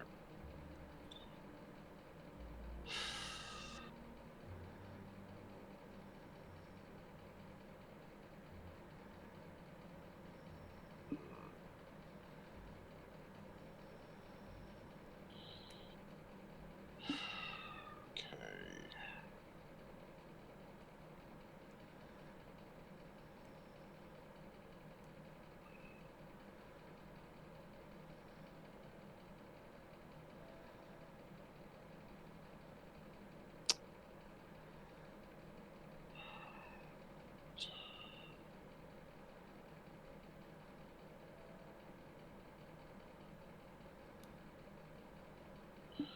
yes or no questions.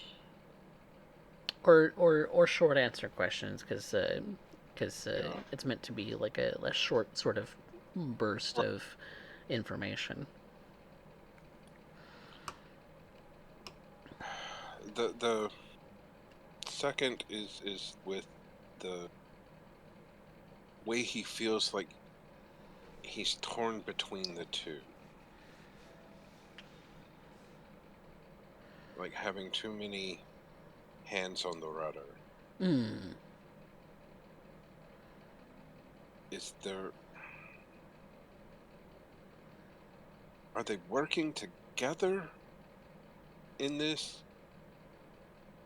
And I guess the third is, do they both have claims to him?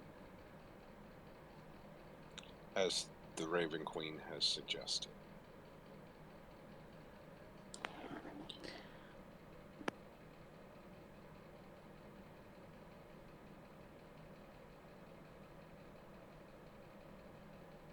You get that same sort of rush of, yes, they're working together, to answer your second question.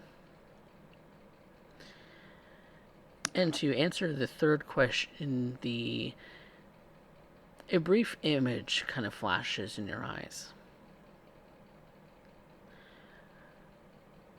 where it looks as if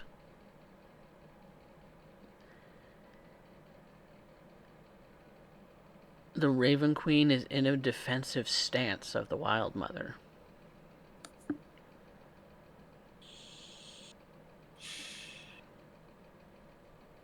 Okay. That is the sense of the relationship that you feel has been formed here.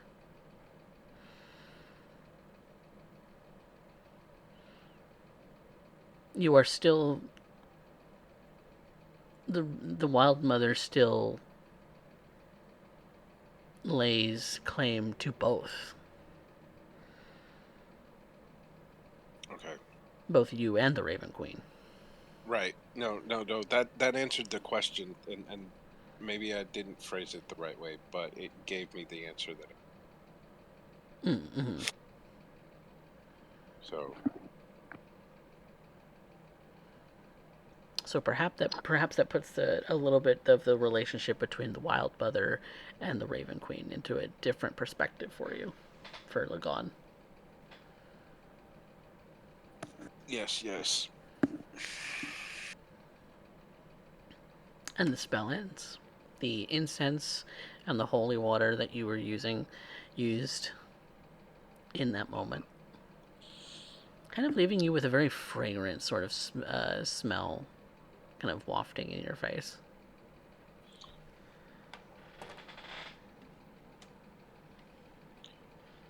Should make the whole cabin smell better. Mm. Ah, yes. But with that being said, I think we're going to take our first break and continue on with our lovely party here briefly in a moment, and they'll likely be getting on the water and starting their journey forward. So we'll be right back, everybody.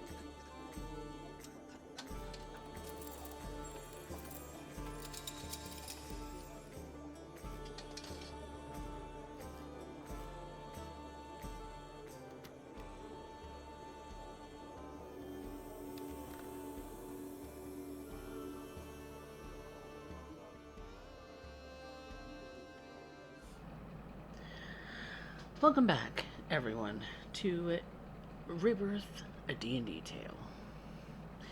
Where we left off, the night had been a coming into full, the moon rising very high into the sky as the Lucky Sevens had boarded the Anne Bonny, the home ship of Lagon, their companion. And so, with having a full rest, the Lucky Sevens, you find that the ship has set sail. The long before dawn had even broken over the horizon, the boat had started to move. Some of you may have been woken a little bit by the swaying of your hammocks, but you wake to the sort of disappearing coastline as the ship set sail. So, with breakfast being had and Kurobe assisting in the very, very tiny galley, you all have your sort of a stew with bread to start the day. Definitely mixed in with a bit of lemon juice to give it that very sour and lovely flavor to start the morning off right. And so, with the you all have decided that you would assist in different positions depending on what was needed, and among those was to keep an eye out on the seas, and so I believe Kinwin and Vanya were doing some assisting in that regard. Yep. So both of y'all make perception checks for me. Is there something called a double advantage roll, or no? No.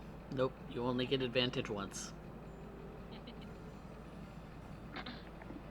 You either have it or you don't. 24. Natural 20. Ooh. Nice. Nice.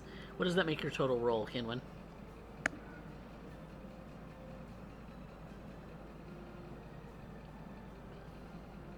With perception, 24. 24. So, you might catch something that Vanya doesn't. So, yeah, let's put some mojo dice in the chat. So, Vanya, you're kind of looking out into the sea, kind of assisting in the various positions around the ship, kind of keeping low to the deck, kind of watching out for things like rocks in the ocean or anything that might be something that the rest of the crew might need to know to navigate away from the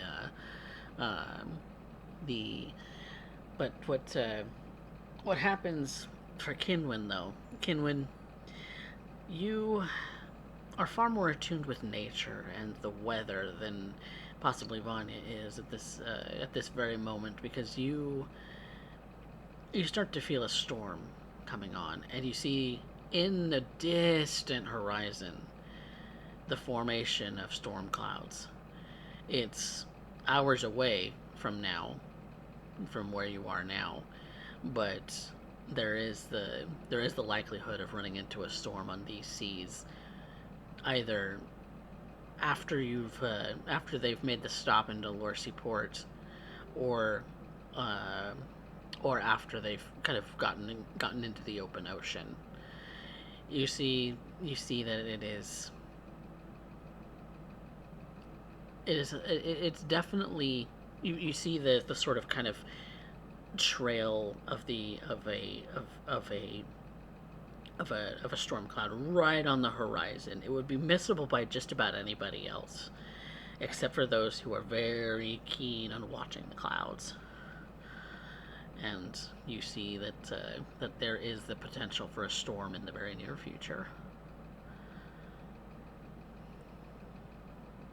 I should probably inform the captain about that in case they need to make any adjustments.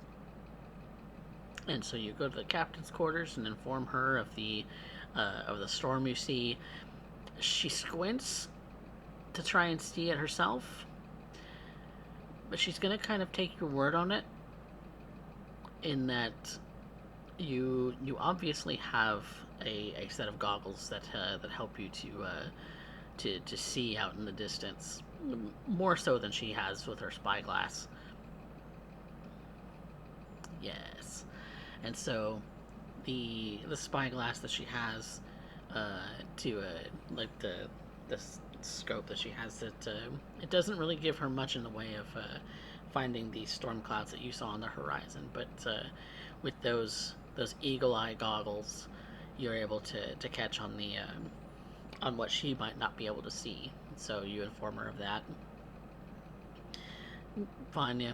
You don't pick up on any storm. You're just as you're watching intently, but there's no indications for you about what's coming up, because it's that far away.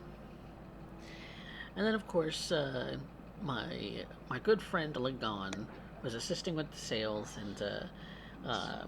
and assisting in catching the most wind to get to the next stop as hastily as possible. So, do you have navigator tools proficiency or no? Yes.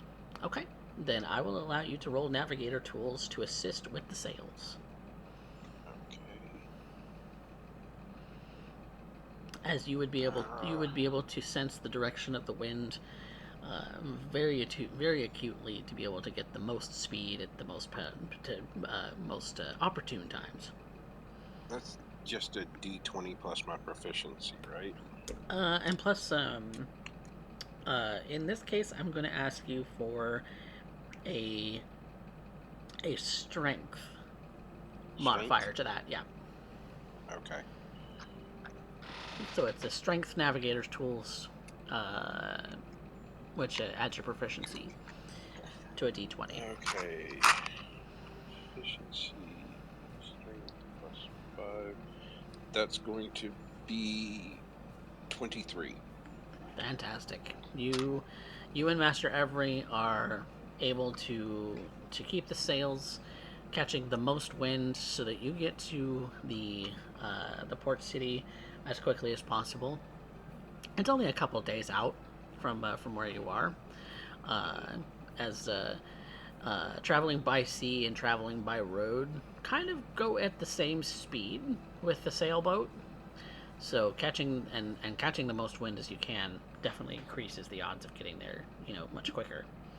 And so you're able to do that. And so over the course of time, the over the course of the day, when you keep an eye on those storm clouds, they don't seem to change. They stay right on the edge of the horizon, just as the day finishes out. And so that completes the first day of travel. And so with the second day of travel, is there anything additional you all are doing? Vanya's just helping where she can. Okay. Yeah, just continuing to help. Okay. Did you want to help in any other positions, or did you want to try something else, try your hand at something, or do you just want to keep lookout? If they need help elsewhere, Yeah. then I'm probably best looking out. They've told you that they could use help everywhere, so whatever you want to choose to do. So you can help with manning sails. You can help in cleanup and repair. You can help in just about anything. So Cleanup and repair sounds nice. okay, very nice, very nice.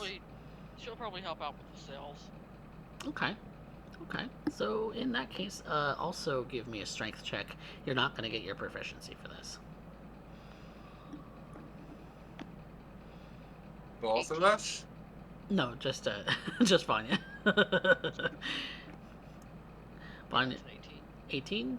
You're able to keep things steady. You know, when the rope gets taut, you're able to stand your ground so that things don't get flying away from you. Uh, there was a risk of one of the sails getting a little bit spinny because a strong gust of wind came in, but you're you're able to keep that rope uh, from flinging you off the boat. So there's that. Um, and Kinwin's helping with some cleanup. There's some big waves that had come in and kind of splashed a load of water into the boat. You start to take some buckets to get some cleanup on that done. You could even use your control water because I think you have control water as a cantrip, right? Yep. Or something equivalent. Yep. So you're able to use your magic to grab the water and slowly guide it back out into the sea. And it's rather effective, and the crew's very thankful that they don't all have to use buckets in order to do it. So it's very helpful, so that you can toss things out some of the portholes, uh, and be able to get some of that water out of the boat. And in at night, you land at the first stop, the Lorsi port, which is a port city in the north of the country of Gertradith, the adjoining country to Argil, that does take the same name as the Titan. So, but you land in that port. There's an exchange of cargo between the Anbani and the city. Um, they get your help for anything to move on and off the ship, and you're able to finish another night because they do plan on setting off again at the crack of dawn.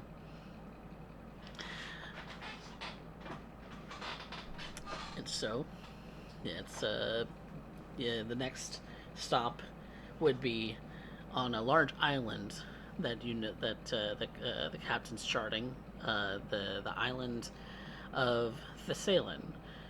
The city there is a large city called Owl's Nest, and that is the next stop. It's about a week out, so that'd be a week of travel. Um, so, Kinwin, go ahead and make me a perception check again for those storm clouds, because they may have changed direction or things of that sort. You certainly have changed direction as far as what direction you're going. 19. 19. They're a little closer and a little easier to see now on the horizon, and you realize that this particular storm has been going on for a couple of days now. That it looks like it is traveling southward on the sea, and while you all were traveling westward initially, you're traveling northward now, and so you're going to be running into that storm on the way to Thessalan. And so, over the course of the week, you are going to have to make some checks to find out if you can weather the storm without any need for massive course corrections. So, I'm gonna need need you all to make strength checks because the storm is rolling in, and you don't want to get the waves to crash you off the boat.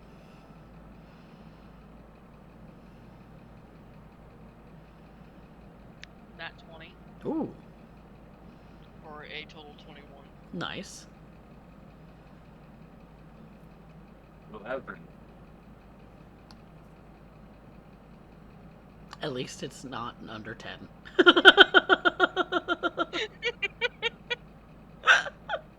we may have had to go diving for a man overboard, but thankfully Kinwin is able to keep himself steady during the storm. And Lagon, I need you to make another navigator's kit with strength check to see how badly off course you guys are gonna get. All right. With strength. Okay. 21. You are able to wrangle to help in Master Morgan to wrangle the boat into the storm. It does throw y'all off course a bit, and so you're kind of out more into the open ocean than Captain Badger would like, going out towards this island, and so she she's a little concerned, but it's not a terrible off course. It is it was just a slight direct the wind had pushed you a little too far east or a little too far west, and so you had to course correct to go a little bit more east, Okay. so that things get back on track. Um, so able to push through the storm. You're all soaking wet. You're all exhausted. You're just having a having a bad time during this storm because it rains pretty heavily. The waves do get pretty tall, but you're able to manage through it. Uh, so but Captain Badger seems a little concerned being off this bad off course. Even though it's only a slight course correction, she's still concerned about it because there's a reason that there's the shipping the sailing lanes on the world as they are, because going off of those lanes means going out into open water, and everyone has heard tales about what happens in the open water.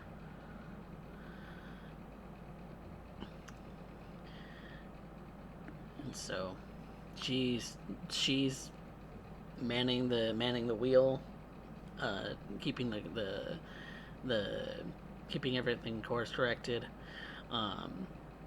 The waves are still getting a little rough as y'all draw closer to the island, um, but everything seems to go well after the storm has passed. And so, yeah, after that week of travel, you land at the Owl's Nest, which is a sight for sore eyes for some people because it is a place to kind of let off some steam with some gambling, some drinking, some tavern hopping, and the lot. It is definitely a haven for those who are seafaring. Uh, the the whole crew enjoys a couple of nights in the Owl's Nest, so you're free to do a couple of things if you want to, or we could get right back to traveling. Bonnie would probably go out and try to get a little bit of coin with her pencils. Okay. Go ahead, Lagon would help out with that. Okay. Then performance Show with off. advantage. Is Kinwin Show doing off a the little? new skills. Is Kinwin doing some help in that regard too?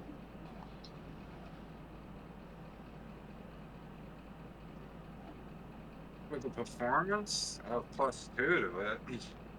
Well, I was just wondering if you were joining in Vanya's performance or doing something on your own. Sure, why not? I might not be that good, but I'll join. 24. All right. And between all of you, and Arya included, Kurube included, all of you kind of join into a bit of a band, in a way. Kind of doing your own little things to add a little noise to the performance. Vanya, of course, making the melodies on her guitar.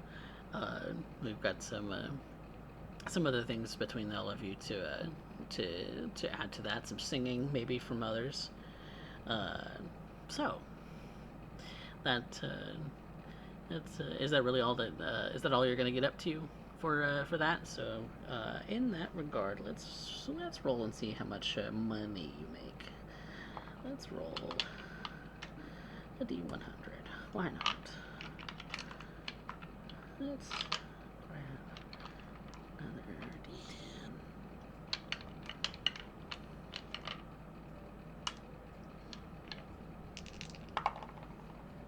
D10. You make another 42 in gold during your stay here at the Owl's Nest over the course of the whole time. So, spending some time making some money. So, a little bit more coin in the ever-growing coffers of the Lucky Sevens. Bonnie is going to take half of that, put the other half in the Party fun. Okay. Yeah. Noted. All right. A little bit of money earned. Anything you wish to spend some of that money on? Right. It is there. Are you also going to party, to gamble, to carouse? You planning on making some friends?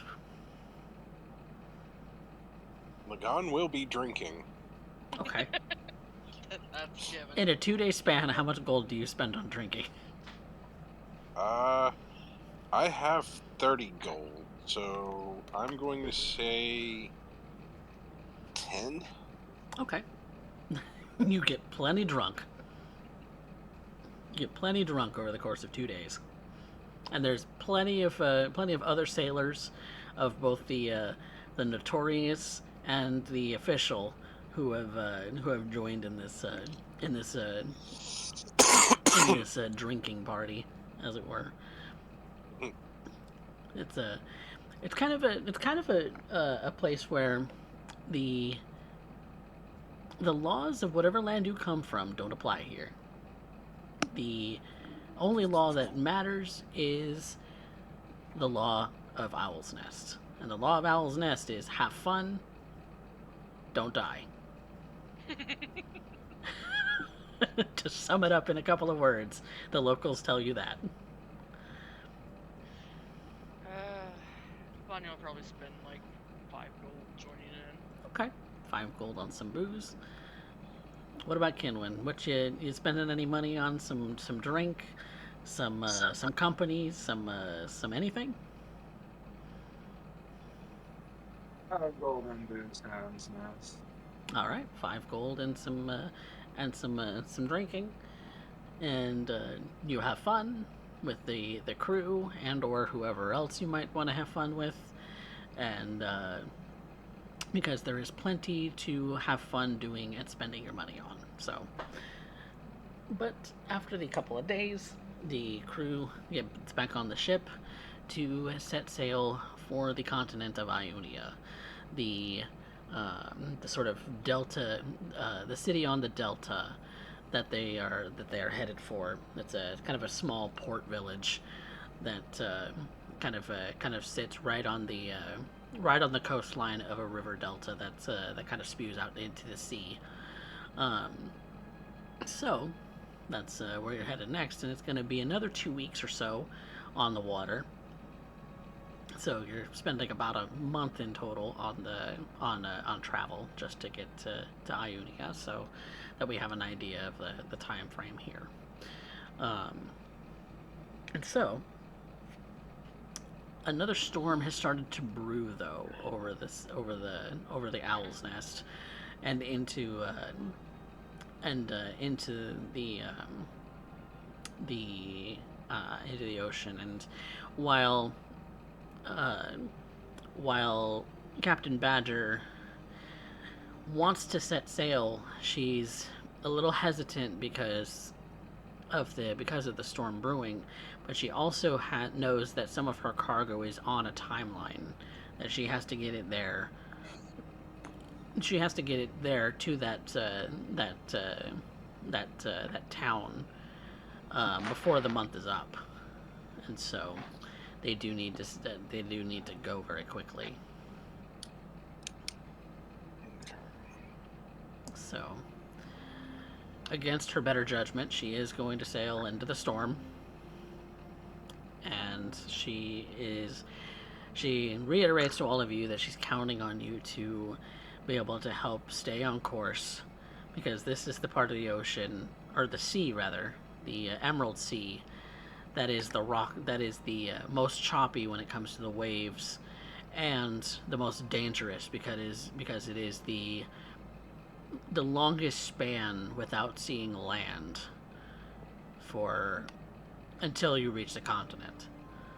And so the open water between the island and the continent is a bit of a dangerous scene, as that is where the sort of mouth of the bay uh, starts to narrow, um, and that's why it gets as bad as it does. So, in that case, who's gonna play lookout for this first week? I'll go. You'll go? Okay. Can have it. Kinwin, go ahead and roll your perception check.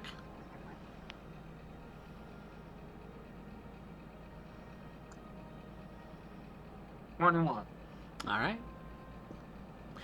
In this storm, you see the waves are worse than the storm before. And it's cold. It's starting to get colder the farther north you go. The water is kind of chilly. And it doesn't help that your skin's starting to feel a little dry from being in the salty air for so long. And the chill of the water just kind of seeps into your clothing and kind of chills you to the bone. The storm doesn't seem to help as the wind rushes.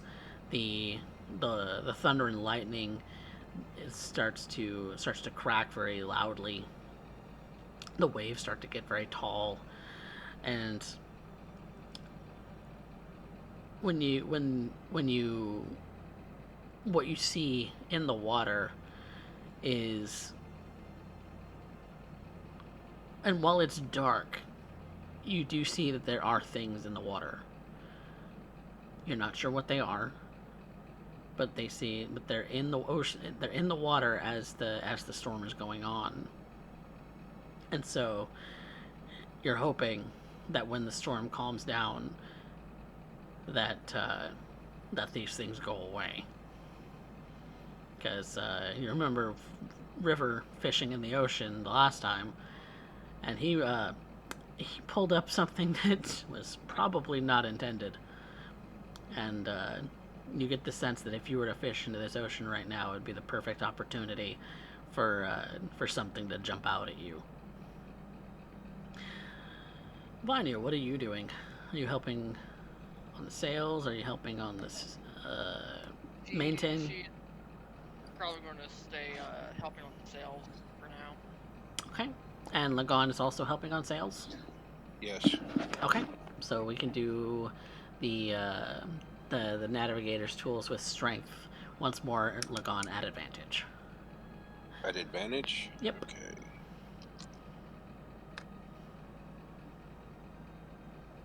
Let's see. Well, no. Either way, it's 24. 24. Okay. 19 plus 5. The ship is again battered and sort of steered off course by a storm, like once again, but this time out into dangerous waters. You're certain that even though you did very well, tried to maintain course through this storm, that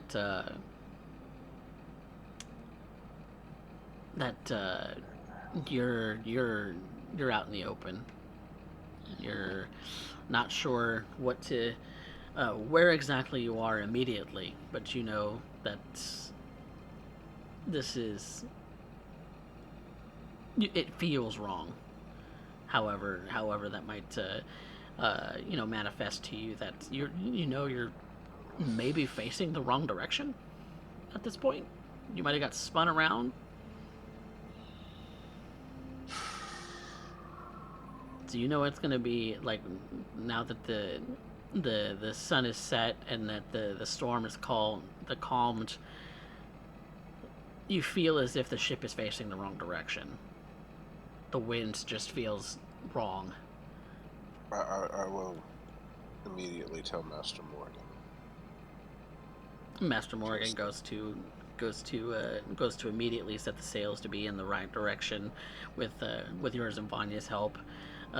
Informing the captain. The captain starts to spin the wheel so that the rudder of the ship starts to get them to spin back in the right direction. But you know that it does take a while for that to come to an about face if the waves are not doing it for you. Yeah, we don't turn on a dime. Nope. It's more like a 100-foot radius. Or more, depending on more. the size of the ship. Depending on the size of the ship. And, but, Kinwin, those things, they're not gone. They're still there. You still see darker spots in the water, even though it's night. You still see that there are creatures moving underneath the boat. You think maybe they're seafaring creatures, like fish or whales, or maybe very big fish, sharks. Who knows? You're not entirely certain what kind of creatures could be out in the ocean.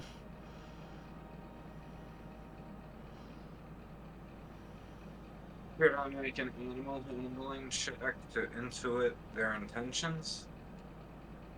I'd say that's more of an insight check.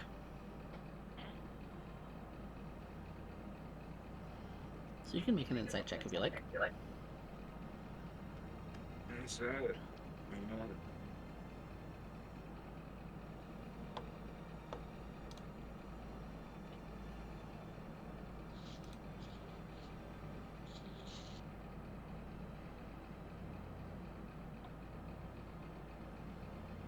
Nope, natural one. Oh no. You have no You know idea. what? At least it was on an inside check and nothing else. You have no idea what they intend. You have no idea what these things are. You have no idea what their intentions are. You haven't the slightest clue. You have never really encountered ocean creatures to speak of. The closest thing you came to was the man o' wars back in Seameat Canal, but that's about it. And these things are bigger than those man o' wars.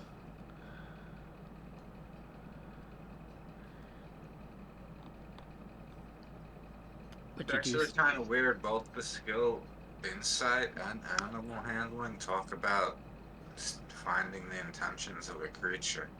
Mm-hmm. Yeah, but these are not animals. That's why. You see one crest its head out of the water.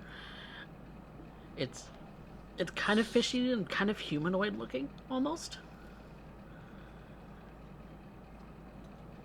Just there's the littlest portion of its face just kind of creeping out of the water, kind of looking at you, Kinwin. The big toothy sort of mouth looking at you. I'm gonna wave at it.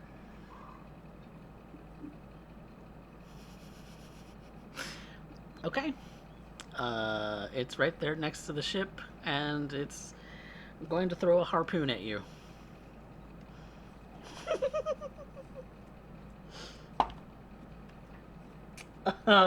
That's gonna be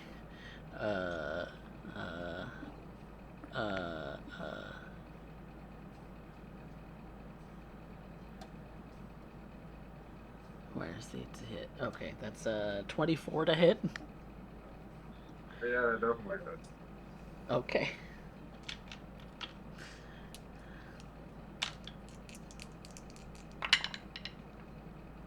That's gonna be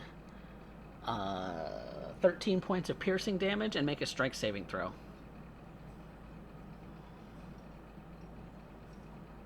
right saving throw? Strength saving throw. Yep.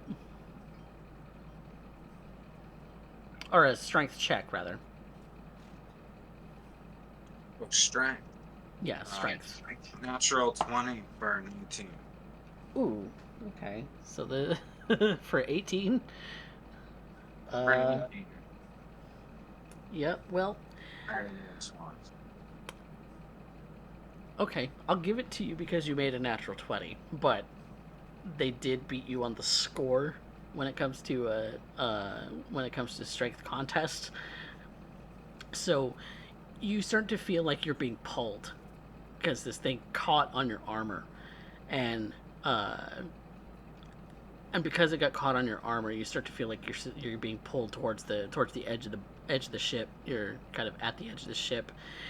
You feel like it's gonna yank you into the water. So what you do is you reflexively pull out one of your something sharp, like one of your daggers or something, and you instantly cut the rope that it's attached to, and you're able to slip out of the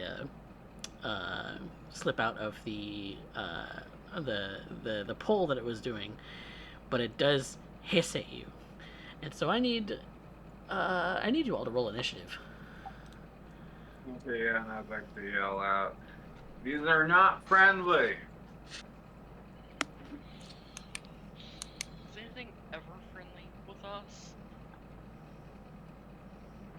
Let's make this arrangement a little bit closer to the proper things here, because we have some things to look at here. So, Kurobe and Ari is going to be below deck. Varna, you were helping with the sails.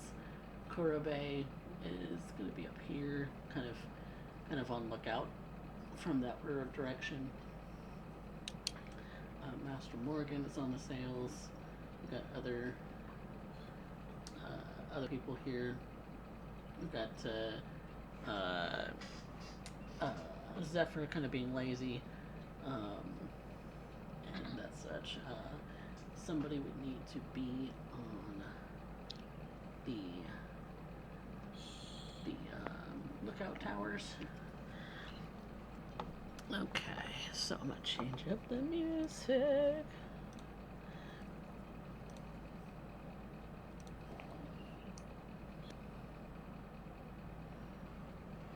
All right.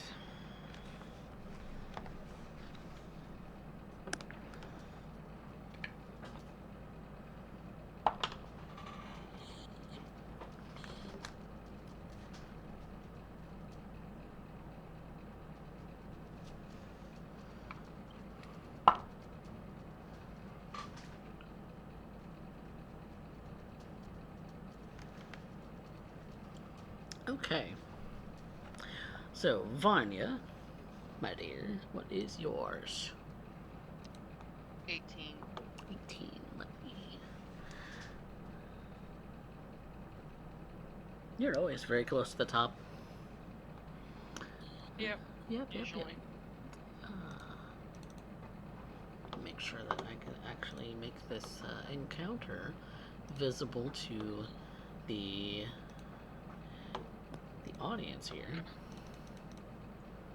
because that is the thing I forgot to do.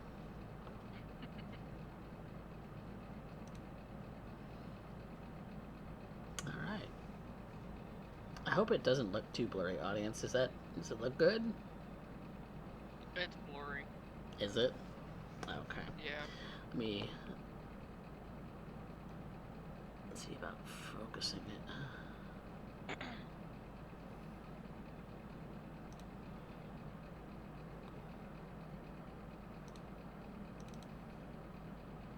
Oh, actually. Question: is it still stormy conditions, or is that cleared up? It's mostly cleared up. You just have some maybe some wind to deal with. That looks better. Oh, okay, because it's hopefully we've got a good hopefully you've got a good picture on that, so that you all can see it. I'm gonna give you guys who are in Discord another viewpoint so that you have that.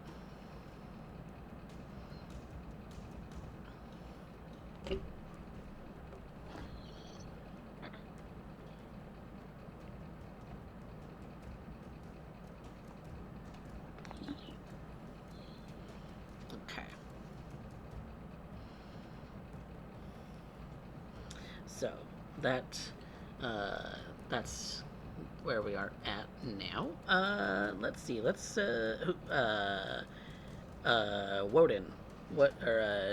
Kinwin, what's your initiative?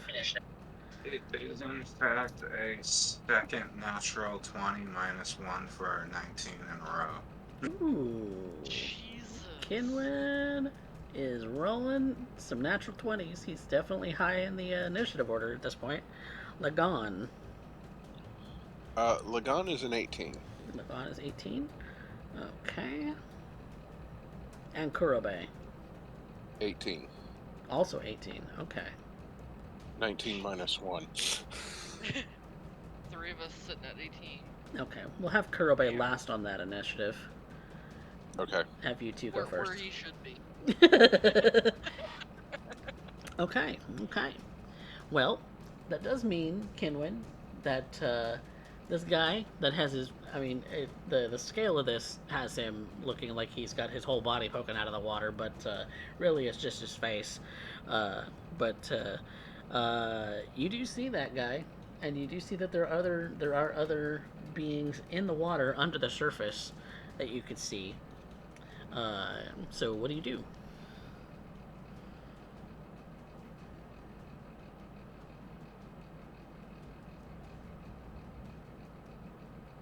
Move this so that you can see. That was within 5 feet of each other? You're within 20 feet of each other. He's 20 feet away because you're 20 feet up. No, I meant the enemies. Sorry, what? He's asking if the enemies are within 20 feet of each Oh, no, are the enemies within 5 feet of each other? No. Probably not. Okay. No, because there's like at least 30 feet between these two. It's only the one guy that you see Okay, that's so right then Gallo melt, and I'll cast tall lightning at level 4 on the one that threw the harpoon at me. here. Hell yeah. Alright, that's a dexterity saving throw, right? Yep.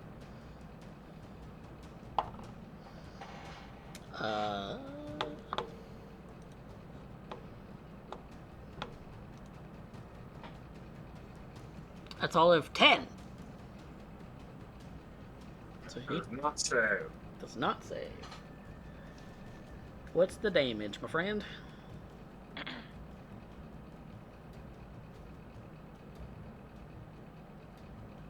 And lightning damage. 10 lightning damage. Alright. Does that have any special effects since they're in the water, though? No, it does not.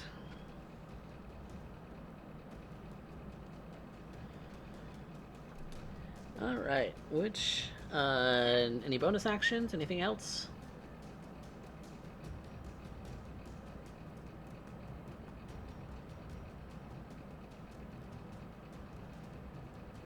That's it for you, Kinwin? Yeah, I don't have much in the way of bonus action, so I'm done. Okie dokie. Which brings us to Vanya. Right? She's gonna be shooting at the one that was attacking Kinwood. Okay, so you're right here. You might need to get a little closer to it to get line of sight, but yeah. Yep, she'll move up. There you go. Right there should be perfect, because you can see his face. Yep. So make that attack roll. 23 to hit. 23 will hit.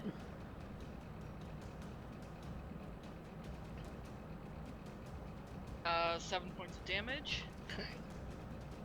second arrow. 16. 16 will hit.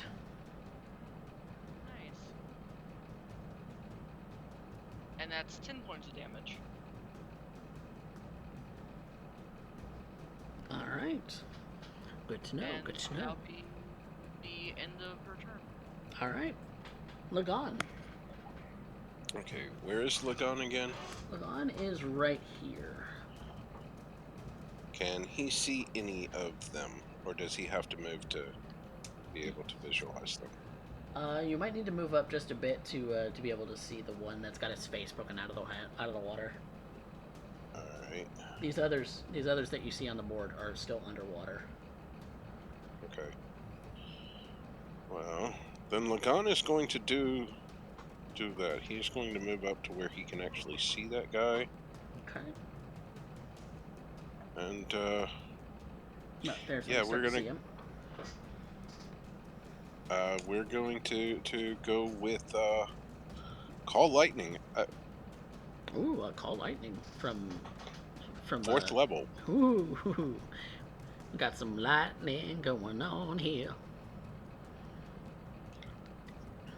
So That is a dexterity saving throw on my part. yeah. It's an 18, so half damage, I think. Yeah.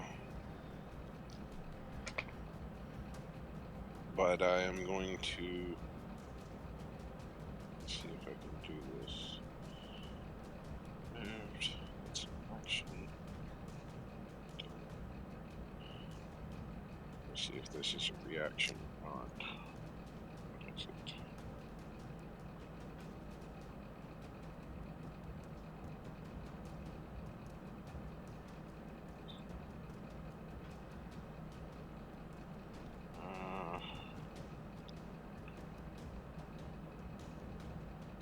I'm going to use one of my channel divinities, I believe, Very for nice. destructive wrath.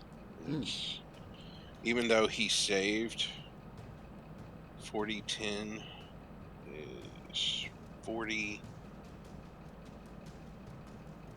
plus. Let me see. Make sure it's just 40-10.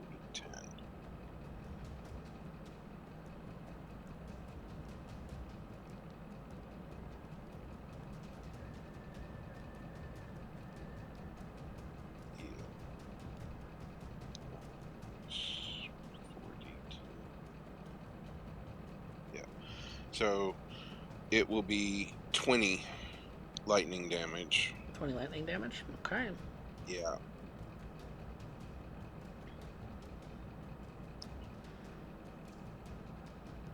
You can already see that this creature's like charred flesh is starting to look like it's eeping into the seawater.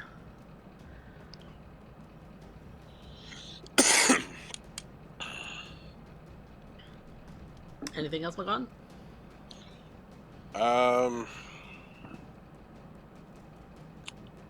No. Alright, brings us to Kurobe's turn. And he's right here.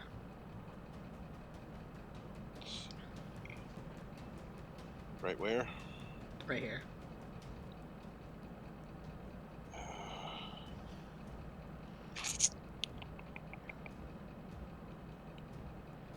I don't really see that he has anything or any way to get in combat with them unless he pops his wings. Which is how CJ Yeah, operates which Kurobe. is how that is how he operates. Mm-hmm. I'm trying to see which weapon he would use. Because I'm having a hard time reading such small fine print. He uses the greatsword mostly. Okay, I wanted to make sure. Yeah, he always uses the greatsword, Right. the flame tongue greatsword. Alright, then, yeah, he's going to, I believe that's his reaction or whatever. Or bonus action to pop his wings. Yep, bonus action to pop wings. And then, his fly speed is the same as his walking speed. Yeah. Okay, that's 30. Uh, get down and smack that guy then. Um, If he can get within reach. yeah, he would be within reach because it's an angle on that way. Okay. So he'd be like right here, like right above the water to slice a bitch. Well, that is a natural 20. I believe that's plus 8, so that's 28. The damage is... God, I cannot read this small fine print.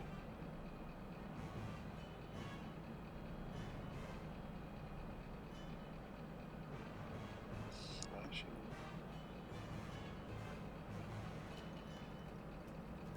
Can't tell if that's 1d10, 2d10.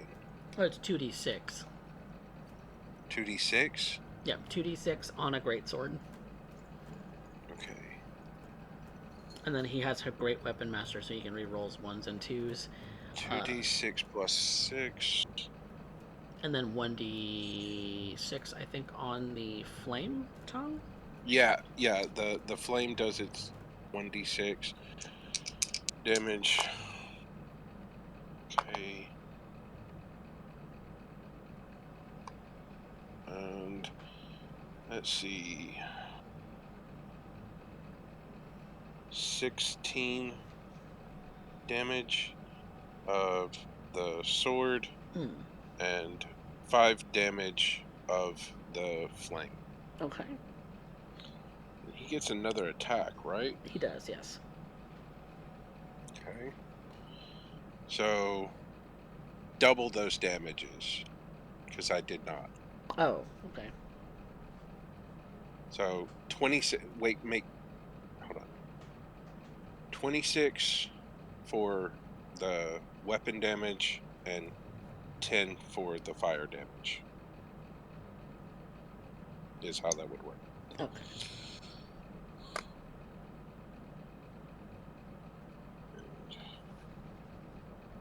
That is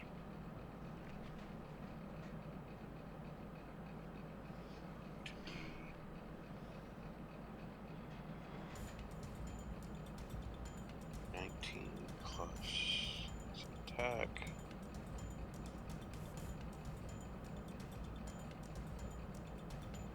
Give me a moment so I can get my glasses, because I cannot read this. Okay. And I seriously need them. Mm-hmm. Well, I suppose now would be a good time to see if y'all can hear me with the different headset. Yep, I can hear you. Yep. Okay. Yeah, I just sitting here at the start of my turn, I just get this battery low ring. Oh no. Crap. Wah, wah. Yeah, so that's on the turn.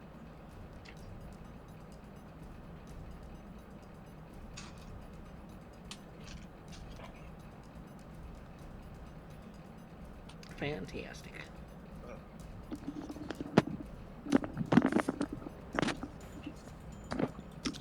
Okay, that's a 28 to hit. 28 to hit hits. Yeah. So, you said that's 2d6.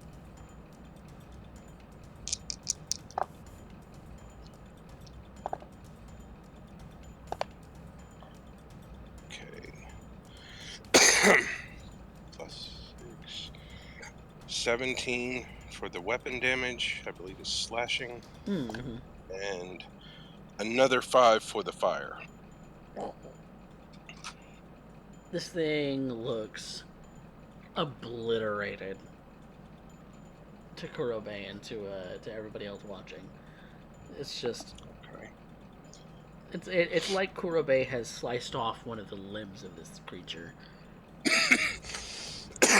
Cauterized it too, probably. Oh yeah. Mm-hmm. There isn't much bleeding going on after Kurobe swipes. Anything else? I think that's it for Kurobe, right? That's his movement speed. Unless I wanted to do an action surge, but then I don't have the movement to get anywhere else, and I Don't want to do that yet. unless there's Okay. unless they're popping up out of the water, there's really no reason because I'm pretty much at the end of the movement for Kurobe, am I not? You are, yeah. So That's all the movement he has. yeah.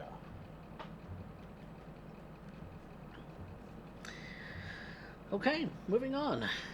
It is these creatures' turns. Well, that particular guy has taken exception to the fact that that Kurobe has sliced off one of its arms, so it's going to use its other arm to use uh,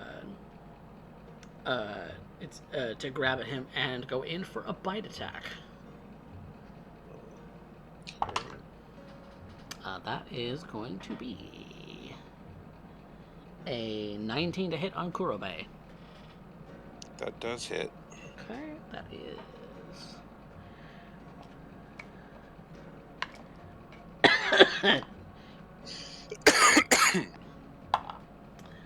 That is going to be 10 points of piercing damage.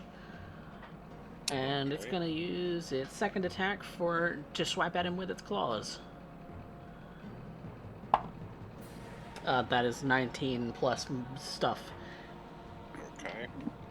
So that's going to be...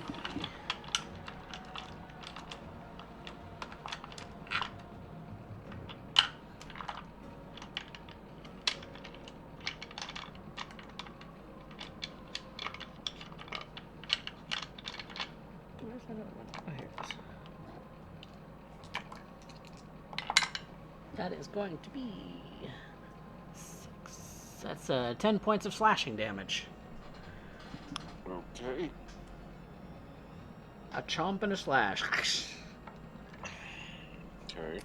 Alright, so, in which case, this guy pulls himself kind of mostly out of the water, and is also going to go in for a harpoon attack on Kurobe.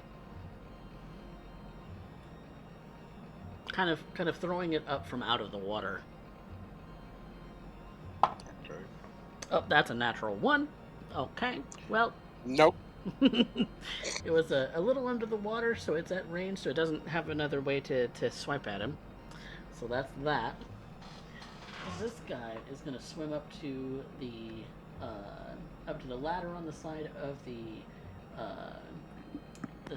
ship, and is going to start to climb up. He does not have the movement to get all the way up, though. And more shadowy shapes are starting to form underneath the water, one of which is very, very large.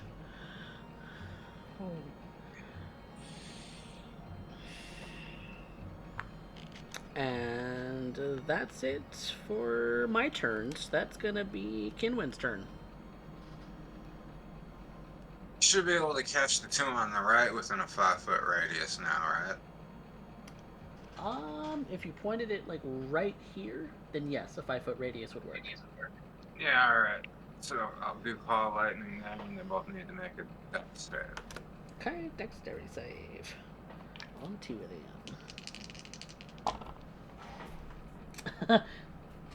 One got a 13, the other got a 6. No, a 9. Fail. Both failed. Gimme, gimme.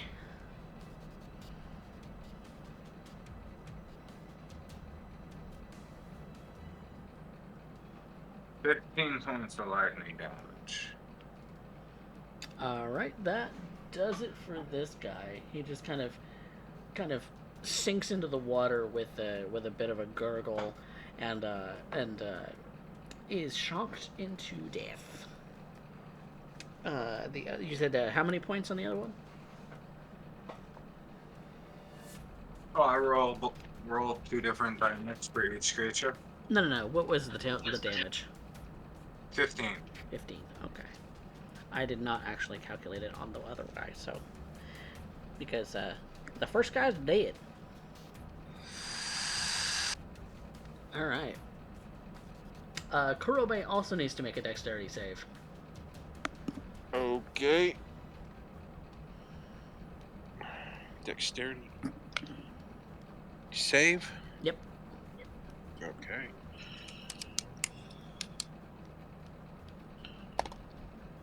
So. Okay. Natural 20 minus 1 is 19. He'll save. He'll take half, so that's 7 points of lightning damage. 7 points. Yep. All right. I was just about to ask, don't I need to make one too for Look- Kurobe? Okay. Yeah. 7 points. Okay. All right.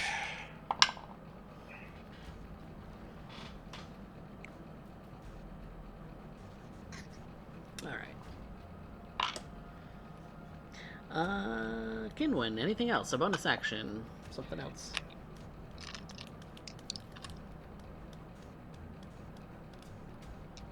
Yeah, I'll cast Healing Spirit as a bonus action on Kurobe. All right. Healing Spirit. Go ahead and roll for that healing. 7 points of health restored. Thank you.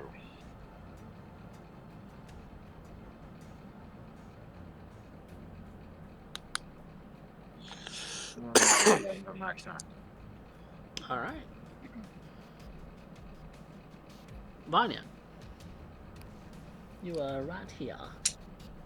She is going to start moving to the one climbing up the ladder. Okay, so you can make it. You have 35 feet movement, right?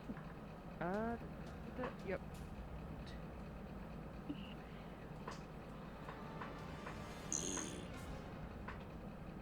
Yep, you're right at the ladder, but he's about 10 feet away from you.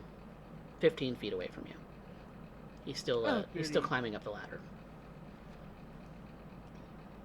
Yeah, first shot with the arrow is going to get a Hail of Thorn level 2. Ooh. Ooh. Ow. Yeah. Snapping this guy right in the face. That's what she's hoping. That's a nat 20. Good God.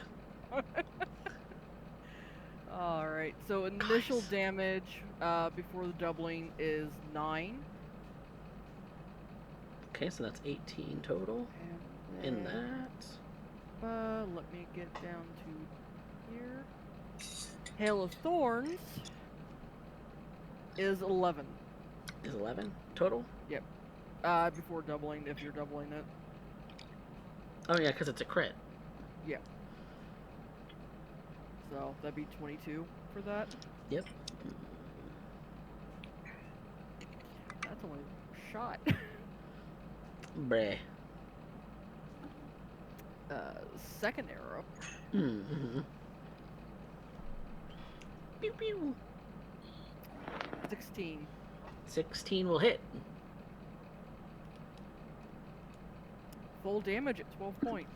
Ooh, lordy.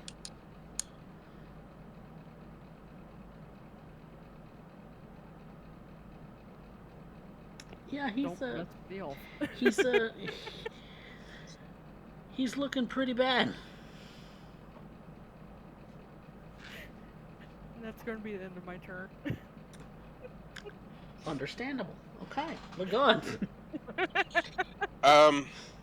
Call lightning on the one that Kenwin has already hit. Okay. That's a dexterity save, I believe. Yes, it is. That is a 12. That will not save, sir. Mm-hmm. Okay, so You figure sea creatures would be more dexterous. One would think. 28, 6, 34 points of lightning damage. Holy moly. 10,996. Bro. You and Lagon should not have turns. Hey, I'm playing for Kurobe. and I've not rolled any real natural 20s for me. They've all been for him. Mm. And I am using 2 separate dice This so is that I don't. this is why we have Mojo Dice as a chat emote.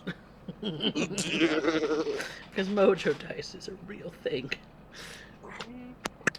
That's your And call it's lightning effective. action. What's your bonus action, my friend? I can't. My bonus actions are too high a level spell. Call lightning is a concentration spell, so you you can action to cast. You weren't able to do it the last turn, but you can do it this turn because you only need to spend an action to call the lightning down again. You can spend Oh, another so I spell can? slot. Okay. Then I am going to use my bonus action for spiritual weapon. Spiritual Summon weapon. right over the head of the guy that is climbing up that Vanya hit. Uh huh. Let's see what I have here. That Spiritual is weapon. 2nd level. Why can't I just see it hitting it in the face? Yeah, he Like, why just me?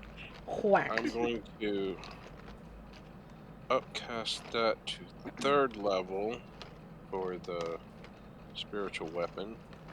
Okay, if I can actually find my weapon miniature.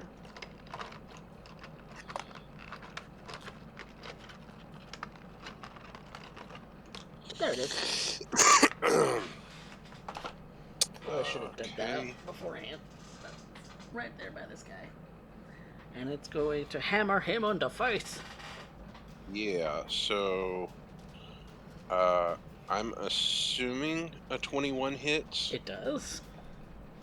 Alright. That is 12 points of, what's that, force damage for spiritual weapon? Yeah. Yeah. 12 points of damage to his face. His face. Bonked. He's not looking very good, but That will be Effectively my... turning these splinters, peppering him into nails. oh, that is the wrong duder that I put that. That was, you said 12 damage. I don't believe... Yes, 12 damage. Okay. 8 plus 4. All right. I had put it on the wrong Okay. track. I don't believe either one of them are looking very well or in a very good mood at this point. No, And both of them are Kurobe's very going to move up angry. on. Kurobe's going to move up to the one that is still in existence. In his face. Yeah. Yep. He just has to turn around. Okay. So let's see. 25 hits. I'm sure.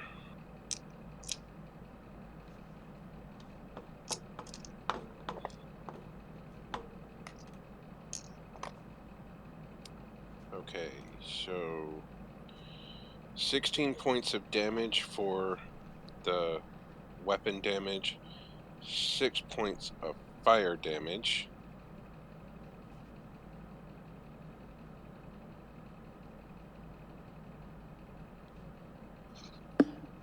Okay. That is attack number 1.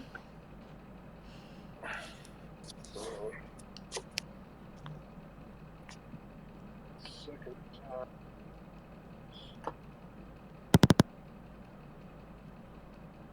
28 to hit. That'll work.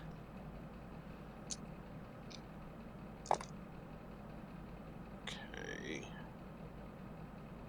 So that is 11 for the weapon damage. I believe it's slashing. And another 5 for the fire damage. How much for slashing?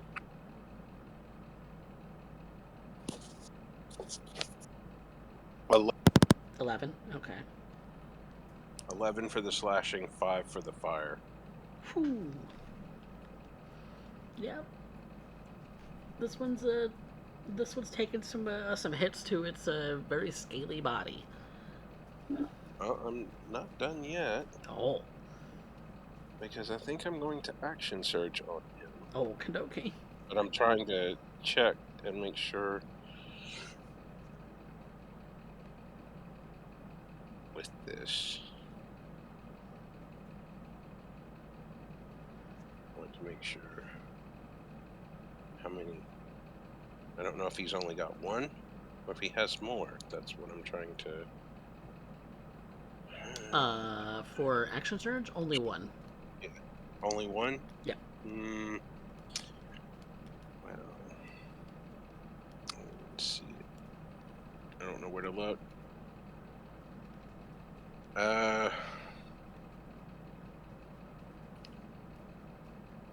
So, you know what? You said there's a bigger one coming, so I'm gonna hold off on the action surge. Okay. Alright, so that does it for Kurobe's turn then? Is he gonna move? Yeah. Yeah, he is going to move and take an opportunity attack. He's going to fly back up, since all he had to do was turn around as much as he can to get back up. On the ship? Towards the railing, yeah. Not getting on the ship, but at least up to the railing of the ship. So this guy has to move. Yeah, in order to get him. Yeah.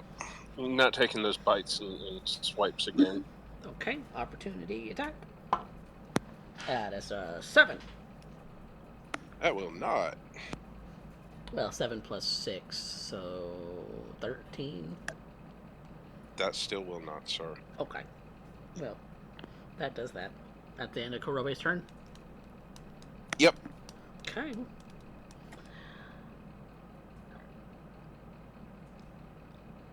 Alright. Well, this guy is going to move up to the edge of the ship, so he's about 20 feet under Kurobe. He is going to try and harpoon him.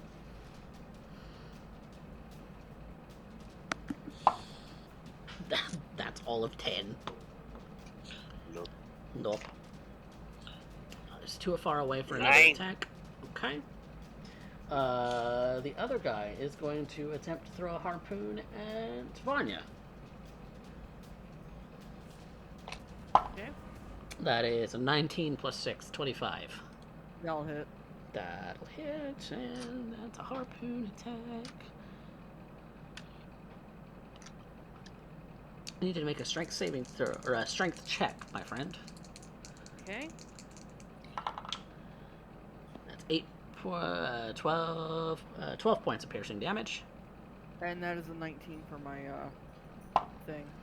And that is 16. Okay, so you are not pulled. And you said 12 points damage? Yep. Okay. You are not pulled, but it is yanked out of you. Ow. Which does mean that a couple of our friends has successfully been able to jump out of the water and onto the ship.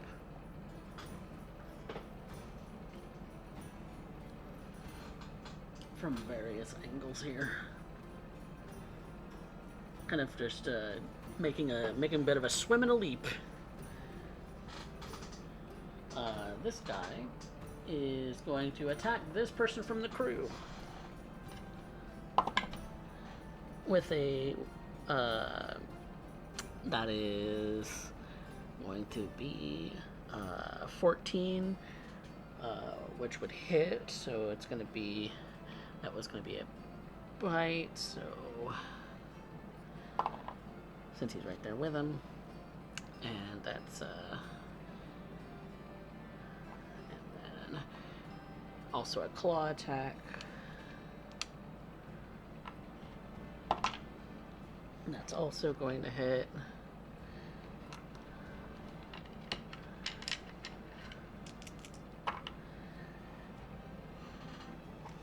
We've got a friend that's taking a bite and a slash, but he's hanging in there.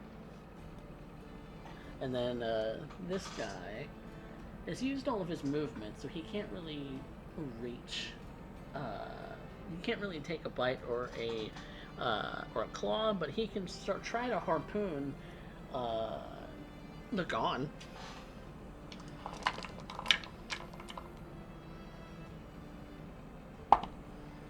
Lagon, that is going to be a 21 to hit.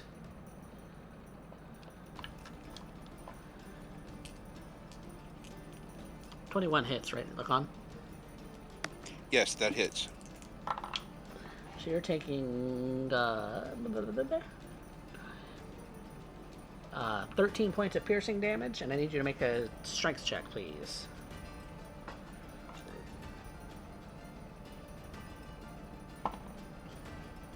Strength, you say? Yep.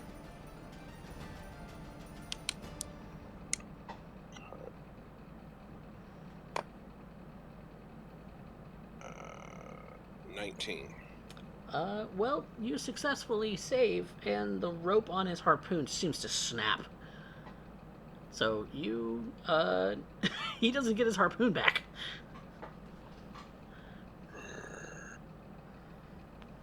Did you roll nat 1 for that copy? I did. Ouch.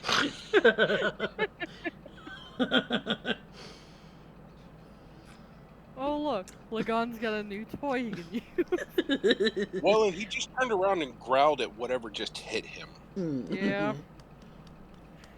Yep. So that does it for them. The next thing you hear, Vanya, in your mind, you hear a voice. "Come to me." Do I recognize that voice? No, it is a foreign voice. Because this has happened a couple times now.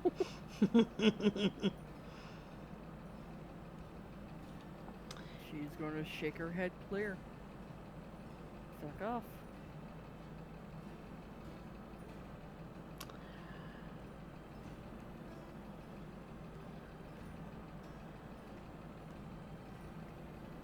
Do you actually say that back telepathically? No. Okay. No, she does not. Okay.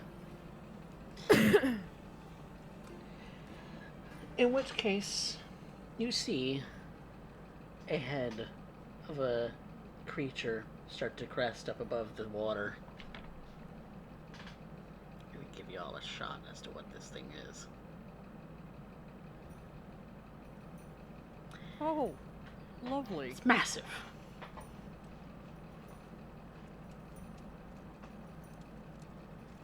And Vanya, you get the distinct sense that that voice came from that creature. Even more lovely. But it used what movement it had to kind of crest up against out of the water. The rest of the crew, this individual is starting to try and turn the harpoon gun of the ship around, but that's going to take a while. The captain is trying to steer the ship away from the creature, which is going very, very slowly. So these guys can move. This guy is not attached, so he's going to move 5 feet back. He's not attached, so he's moving 5 feet back. He is attached, so, and the spiritual weapon moves 5 feet back. As the ship is steering.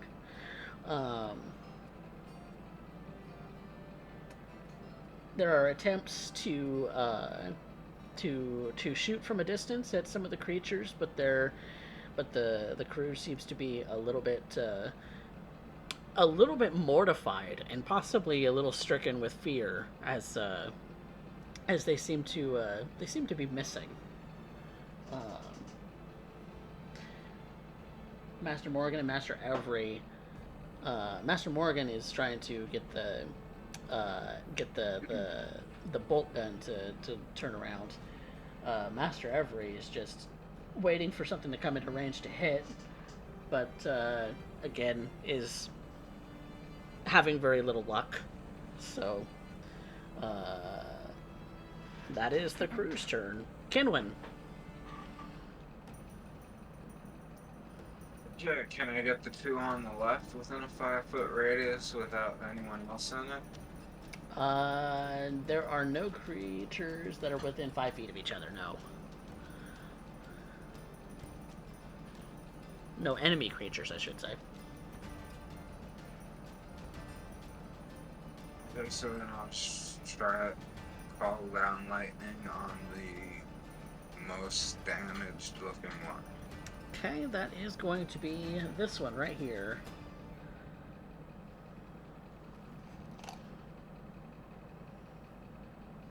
He's going to make dex save, which is 10. It's not so.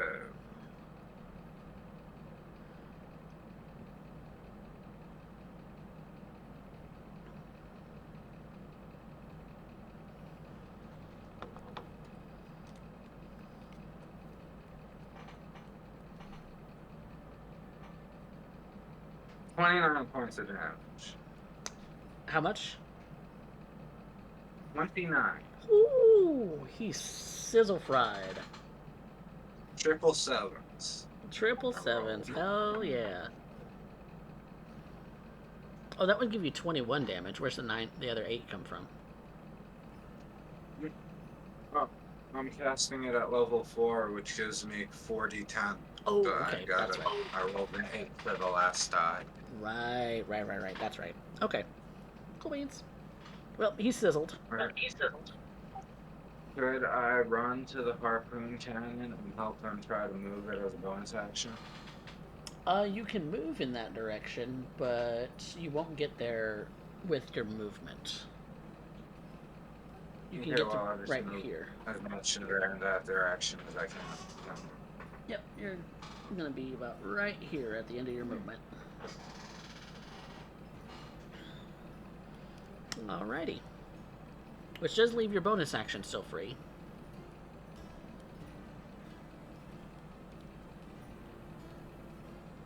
Okay, I will cast Healing Spirit on the most wounded looking ally. Most wounded looking ally would probably still be Kurobe, wouldn't it? Kurobe or the crew member.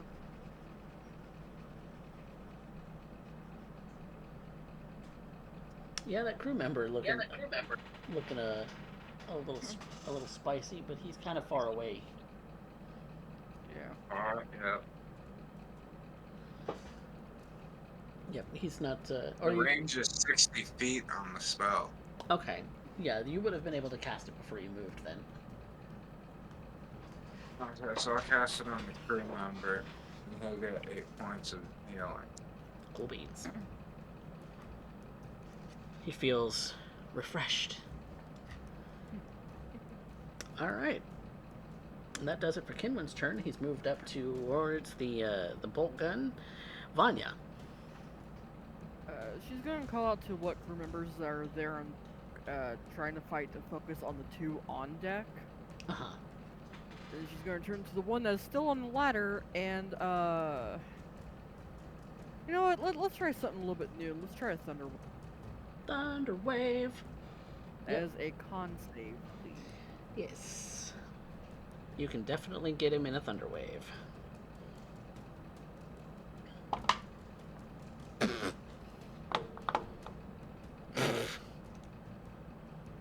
Six.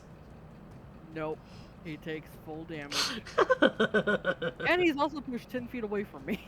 Okay. He's pushed 10 feet into the water. Alright. And that's 13 points of damage. Thunder damage, yep. Yep. Kind It's actually of holds his head as he's kind of making this shrieking noise, kind of gurgled with some water, and seems to almost scream as if you're very much hurting him a lot. yeah, you only think you can get up here. And now, since there are ones on deck,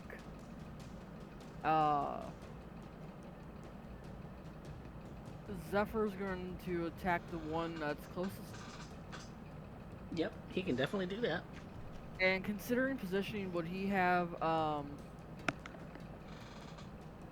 He would have pack God. tactics because there's other allies within 5 well, I feet. meant flanking, but pack tactics. Flanking. I mean, pack tactics already gives him advantage. Yeah.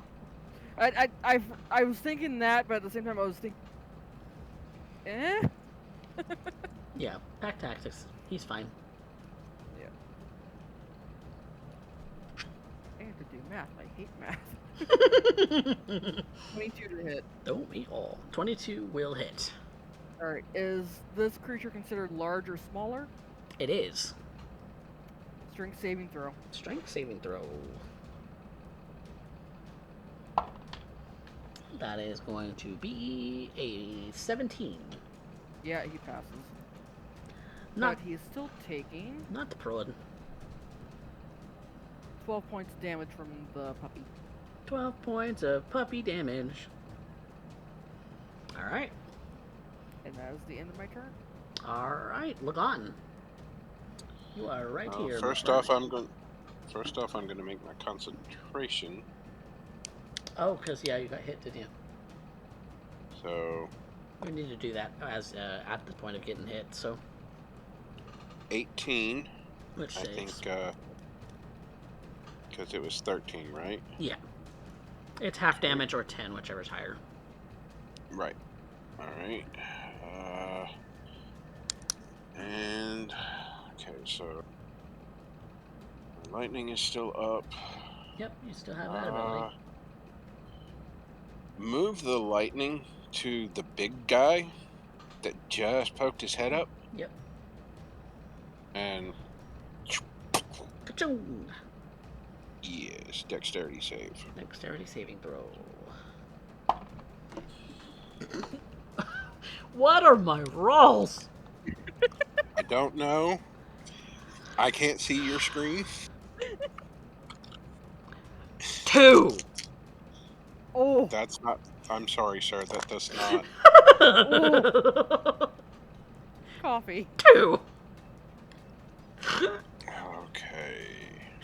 It's probably a good thing Mojo took over for Fat Guy. So. Don't die. I'm gonna die. 32 points of lightning damage to him. Oof. Spiritual weapon is going to move to the guy that was trying to climb on the ship. Yep, it's already There. there. I know it had moved 5 feet away. That's why I was saying I thought he had to. Yeah, and come then back to- Vanya shoved him again, so he's still in the range of the spiritual weapon. Okay. All right. We don't accidentally work Well, we with, say shove. It was really just a. yeah. He fell backwards because of the thunderclap. Mm. Or yeah, thunderwave. We don't accidentally work together like that. No, not at all. Never. It's all planned. Yeah. Okay, so spiritual. To go. We got spiritual weapon right here.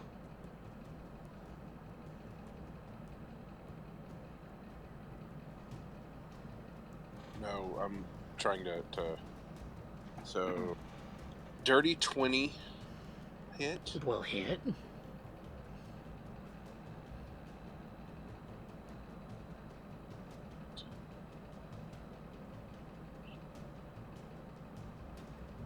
Okay, so.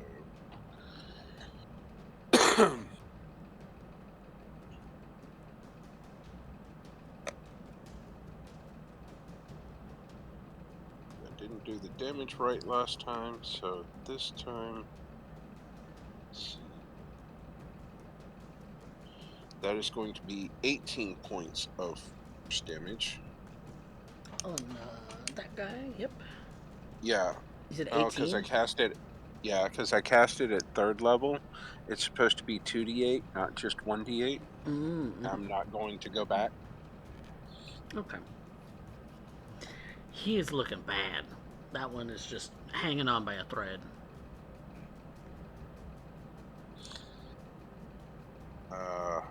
That's my action bonus. That is going to Robe. Yep. Kurobe's turn next. And since he's not actually on the ship, he's just at the level of the railing. Does he have the movement to get into melee with the big guy down there? Yes, he is. And so just to kind of give you guys some on this, he's like half above the water, so he's still got some of his tail submerged. So Okay. let me actually get my ladder tools so that Kurobe can be at an appropriate height. Yeah.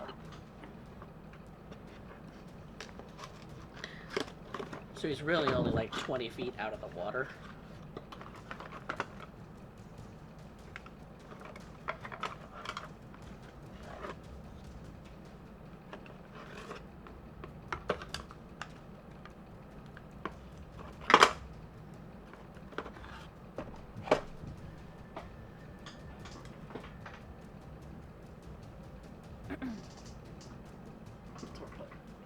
Right there, which will be just fine. All right, so Kurobe's going to make an attack.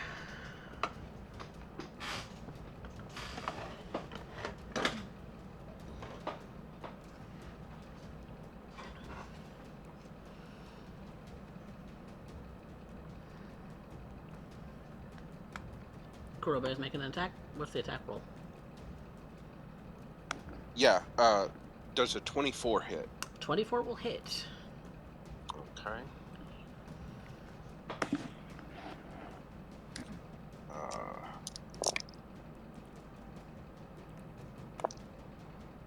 Okay.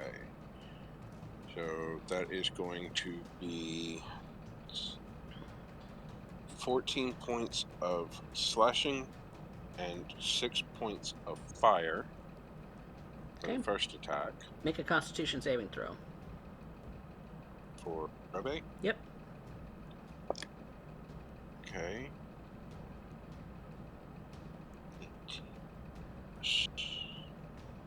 7, that's going to be 25.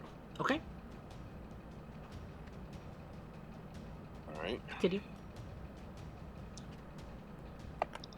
Second attack. 18 plus 9 is 27. That'll hit.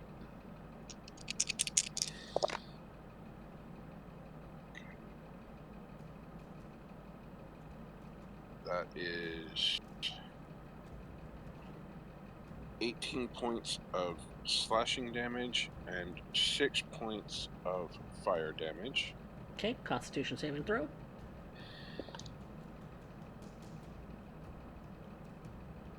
23. That'll work. Action surge. Okay. Go for it.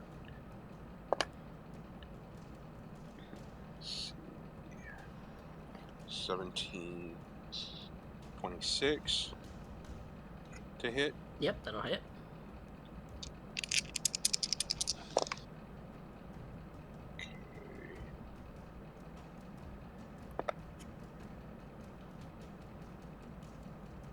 Is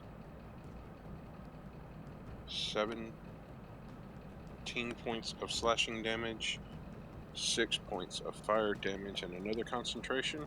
Constitution. Yep. Okay. That's 25. That'll work. Right. Continue. Last hit, I believe. That is a natural 20. No, you've already done 4 hits. No. I did Oh, never 3. mind. 3. That's right. Yes, natural 20. Okay.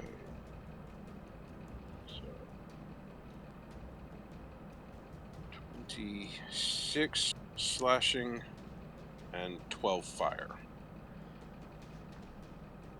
How much slashing? 26. Ooh, and then 5 fire. Okay. The fire doesn't. It's 6 6 fire. on the fire. Yeah. Okay. That doesn't get doubled. Yeah, it does. That's just straight. So then it's 12 fire damage. Because I rolled a 6. Okay. Constitution saving throw. Don't fail me now.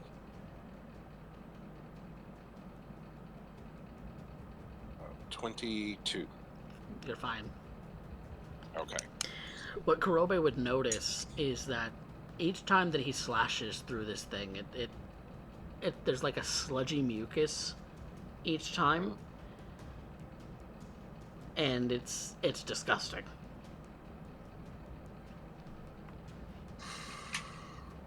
Okay. All right. Anything else That's. from Kurobe? I don't think I have anything else I can do with him. Okay. All right, so that brings it to my turn. So,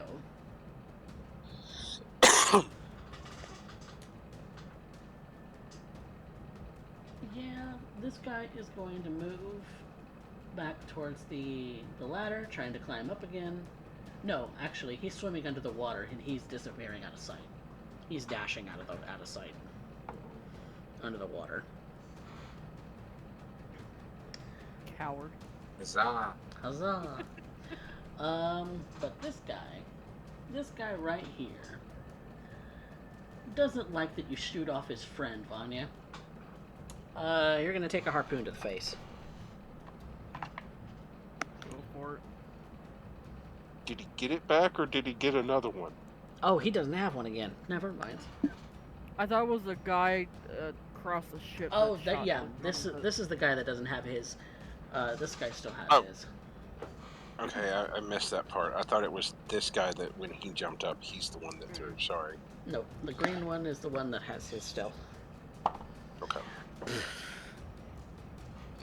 Okay, well, he's gonna try at least to attack. That is a 13 to hit. Nope. Boo. Well, he's gonna take a claw Almost. attack at No. the crewmate right next to him. So,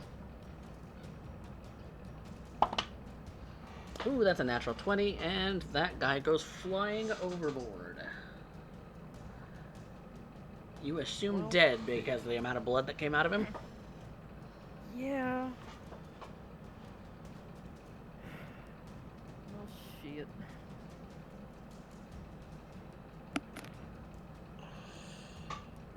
That's that guy's turn. This guy is going to move to where he's closer to Lagon, so he can do a bite and a claw. Because he has no harpoon left. The bite attack is going to be a 16 to hit. Nope. The claw attack is going to be less than that. Nope. Okay, so So that's those two. That's the end of their turn. We got big guy here. Big guy here just kind of seems to stare at Kurobe for a moment. And then take a couple of tentacle attacks at him. Or 3 tentacle attacks, actually.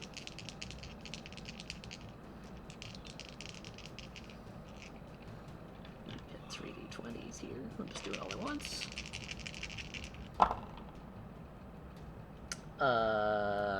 The first two are going to be a 19 and a 19 to hit, and then Yeah. an 11. Yep, nope. Okay, so first one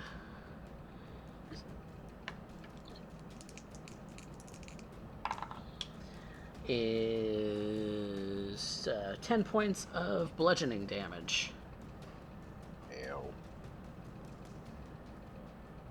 The second one is going to be 13 points of bludgeoning damage. And make 2 Constitution saving throws. Just a second. 2 Constitution. Yep. All right. 24. And 22. All right.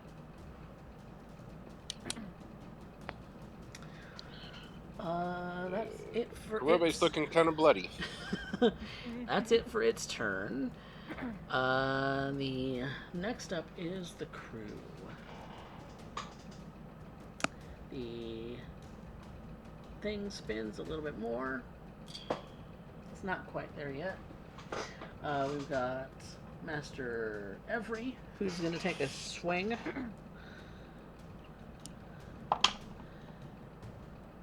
Which is not going to be successful.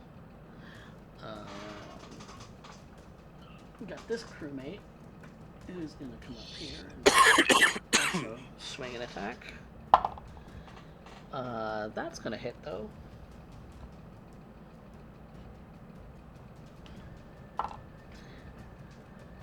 And... No! No! We got a monster! Kitty! No! No, Kitty, no! Woman. This is not the call of Cthulhu. Felix. Titan is joining the fight. Good boy. Good boy, Felix. Let's see. That was... This might have been on our side. Knocked off the big guy. Please don't knock off my minis, Felix, because they're fragile. Alright. No, Felix. Get out. Get out. I don't know, should we mean it, Kitty?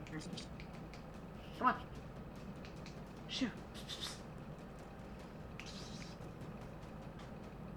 Get down. No. Come on. Good boy. Alright. That's out of the way. For now. Alright, so that's the crew's turn. This guy is shooting at this guy. Let's see if he lands a shot.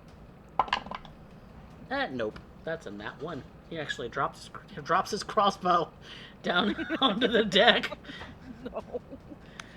Actually, it gets stuck hanging into the sails. This guy up here in the rafters. Well, that's the crew's turn. Can win.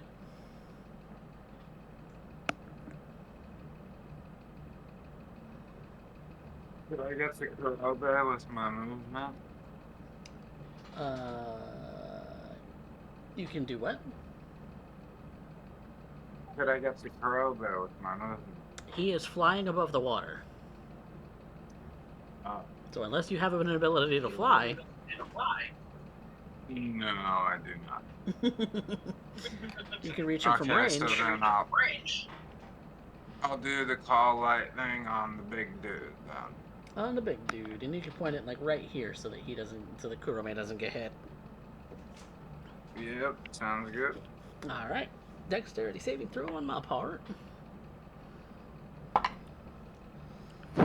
What are my rolls? Oh no. 0! Oh. That's a natural 1. 0 definitely doesn't say it.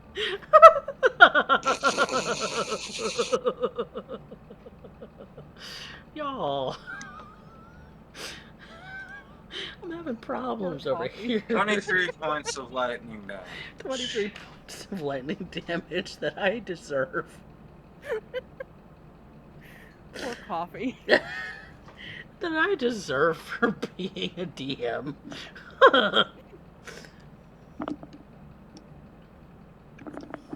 No, nobody deserves that. I'm Derek dicing like ridiculous amounts, like for You are. realsies. Like This guy can't roll for shit. Now for my bonus action, I'll cast Healing Spirit on Kurobe. Alright. Healing Spirit it is. Welcome in, Not Derek. Restored. How much? 9. 9. 9. Thank you. Alright. Definitely needed. Yeah, I just realized my more powerful action cures. Yeah, they're touch. They don't have the 60-foot range with the Right. bonus action. That's on purpose for D&D. Yeah. Yeah, which would bring us to Vanya's turn, but I think our friend the Big Fish Man, is going to interrupt with a legendary action, and is going to swipe at Kurobe with a tail attack.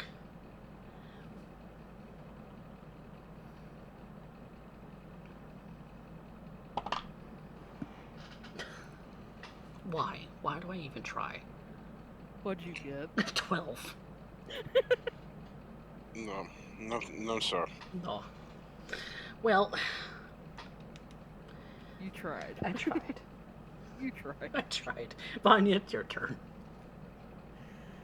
I can't roll for shit, y'all. Alright, she's gonna turn to the closest one on deck to her, pulling her short skirts. Okay, you are right here. Yep. Ba-chunk. It's the Now guy with the for green attack- fins. Yep. Attack purposes as they're flanking. With Zephyr, yes. Yippee! Let me get my other dice here. Alright, first one is going to be with the short sword of wounding.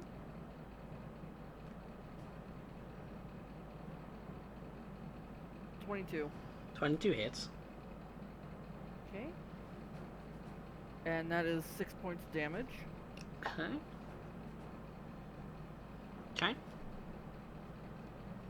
And second one is going to be with the...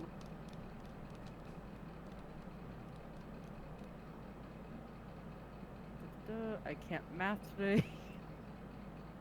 Bro, I can't roll today. So, That's 13. 13 to hit Yep, 13 to hit. does not hit. Okay. And then... I believe it's a bonus action? To offhand swing, yes. Yep, and that's just going to be with the normal one.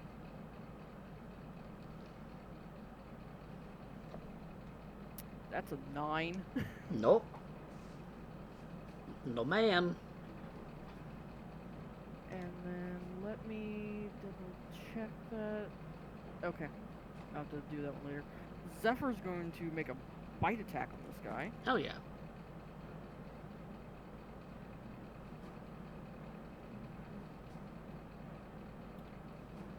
.26 to hit. That'll hit. Strength saving throw, please. Strength save. Natural 20. Yeah, that'll save.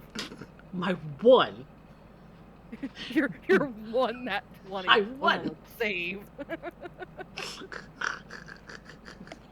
That'll be saved 10 for points once. of Hey, Lamau. 10 points of damage, hon. 10 points. Good puppy. Do it, puppy. Alright. And that's the end of my turn. Alright. I will mention that on its make a con saving throw. On a con save? On its turn? Yep, on its turn. Okay, just let me know after Kurobe goes. So, Lagan. Yep. Alright. We are going to do Call Lightning on the big guy again. And position it so that it is not going to hit Kurobe. Yep. Right on its butt. And we are going to push our last divine into this for destructive wrath. Okay, I'll make a dex save.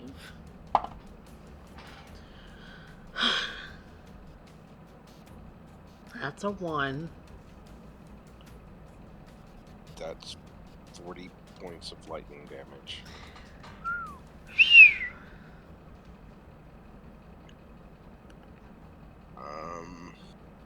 It is not looking great. Let's see, that's too far away. I'm assuming it's still a bit too far away, but my spiritual weapon is going to start moving up.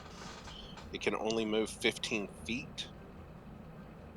The changes they've made. So it's coming back up the ship towards this guy that's standing here on the railing. Okay. So I'll put it right here, but it's not quite there yet. Right, it's not there. So yeah, because the ship to end. The ship is 20 feet above water at that point. Okay, so that will end my turn. And it's turn. Yeah. Okay. 27 to hit? Yes. Okay.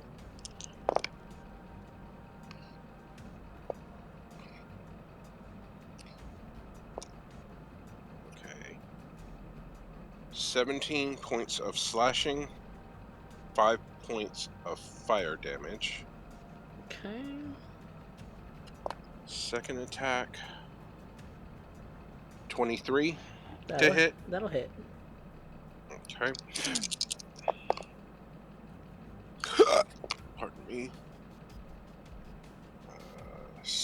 17 more points of slashing and another 5 fire. And how do you want to do this? The first slash I imagine was across the bridge of the nose. The second was into the eye. Ooh. With those dragon wings unfurled, the fury of Bahamut coming through. No more. All right. So you see what you see is Kurobe slices across the face of this creature, knocking off a lot of the front tentacles that are kind of just meandering about. The whole side of that face is just removed in a single slice, and then he kind of whips himself around with his switching the Nodachi to be more of a stance where the blade is low, and just kind of slams the point of the blade into the eyeball of this thing that sinks deep into all the way like past the hilt into this creature's skull.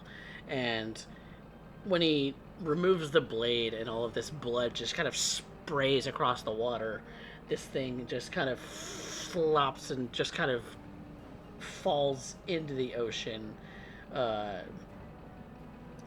flopping for a bit and then careening down and out of sight.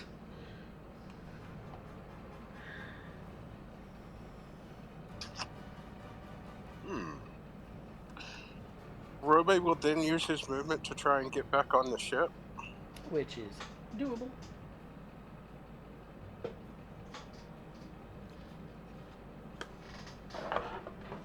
Absolutely doable.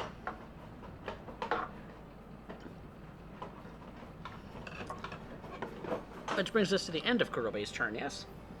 Yes. Okay. Alright, the one needs to, it takes 1d4 necrotic damage for each time you've wounded it, and then it can make the Constitution saving. Okay, so roll 1d4 necrotic damage. Yep. And that's a 3. Okay. And then you said Constitution save? Yep. That's a natural 1. He doesn't save, so I get to continue to stack it. Mm-hmm. My rolls suck. They do today. They really do. They really do. Do you want me to start rolling for you? Nah. I'm good. You guys, like, Kurobe and Lagan just shouldn't have turns. It's fine. The lesson here for the party is let Lagan and Kirby pick up on a single big thing, Yeah. and let the rest of us handle the small. Oh, Well, no, that was Kinwin, Lagan, and Karobe. yeah. Okay, Kinwin that's did have fair. some. That's Kinwin fair. did have a big play in Yeah, that. All that he did. lightning damage. Um, kind of teaming up on the lightning, you know.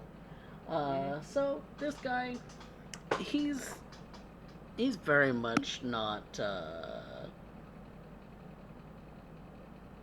excited about what just happened. Actually, seems to glaze over for a moment, realize realize where he is, and he's gonna go jumping back into the water. Oops. If I don't take That's okay. Vanya and the Sparrow weapon with me. Which means you do get an attack opportunity, Vanya, if you want it. Oh hell yes. Does Zephyr get one too? Yes. Cool. All right, Vanya's is a dirty 20 Okay. for 4 points of damage. Okay.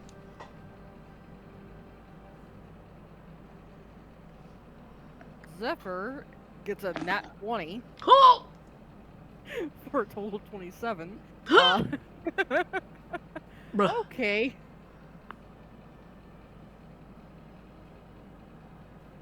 That's 10 points of damage total. Oh, I'm sorry. Hang on. I did that. I forgot to add in the modifier there. Mm. Let me see paper. That'd be 15 points of damage. Oh, Lord. But he sinks into the water, not to be seen.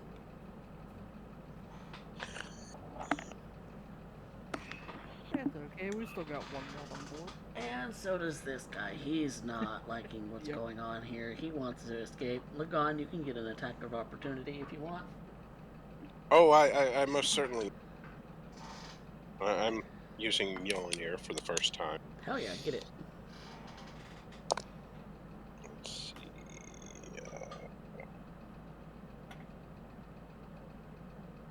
Let's go.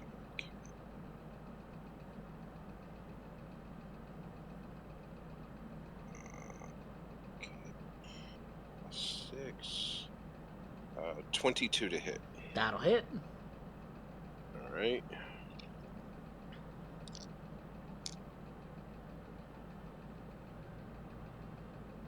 And will be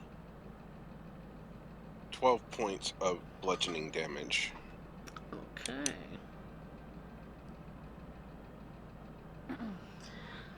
But he jumps into the water and swims out of sight, dashing as far as he can. Which does mean that all of the enemies are out of sight.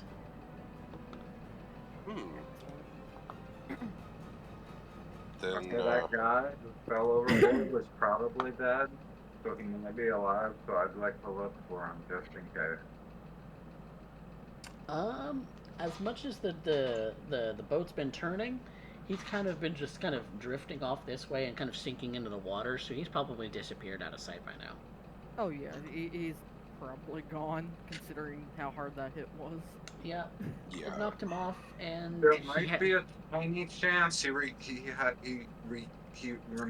conscious and was able to keep afloat.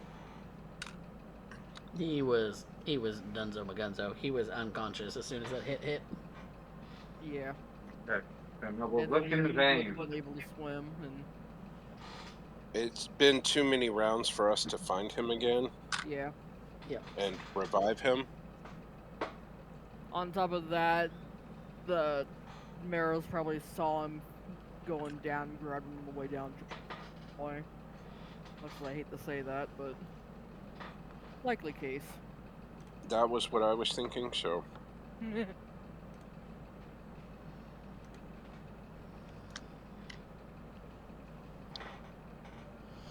Well,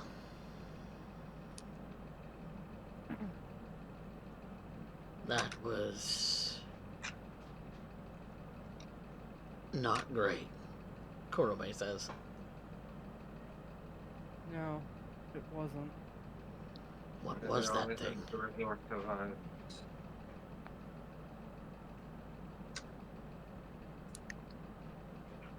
What was That's that, what it Cameron? takes. Why do they always have to resort to violence? That's just the way of things.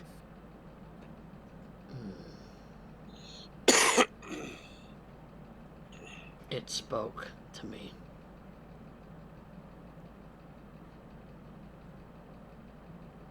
Spoke to me too. What did it say? Come with me, or come to me. Same to me. I answered no. But then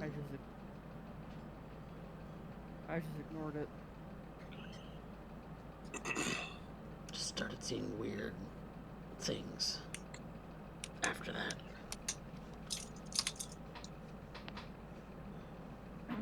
Wait, did anyone else hear that?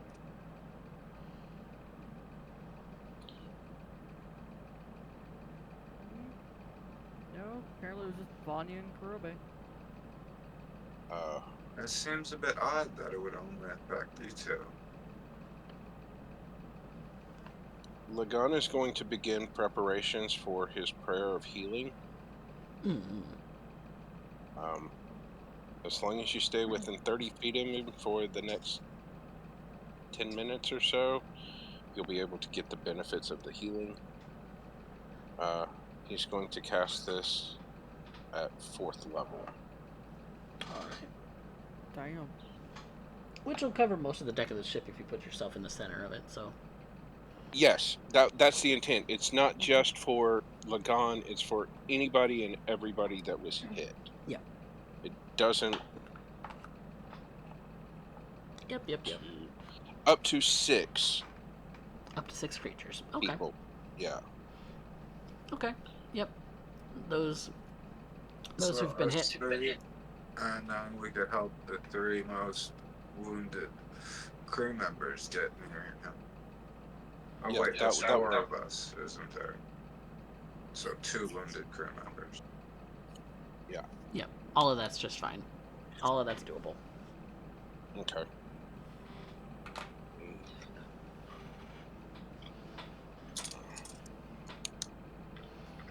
Captain Badger starts running down from the steerage of the ship, leaving her first mate to man the wheel. Is everyone all right? We have managed to survive. Good. Unfortunately, it seems you've lost just one. Shite. We did lose one, unfortunately. He was knocked off by one of them into the water. He was new. That's unlucky. He's a good kid too.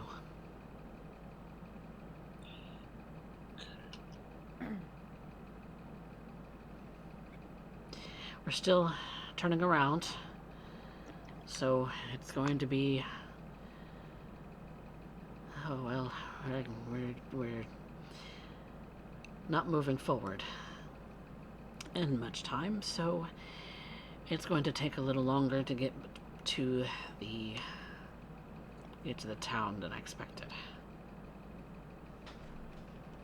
Especially if we're missing a deckhand.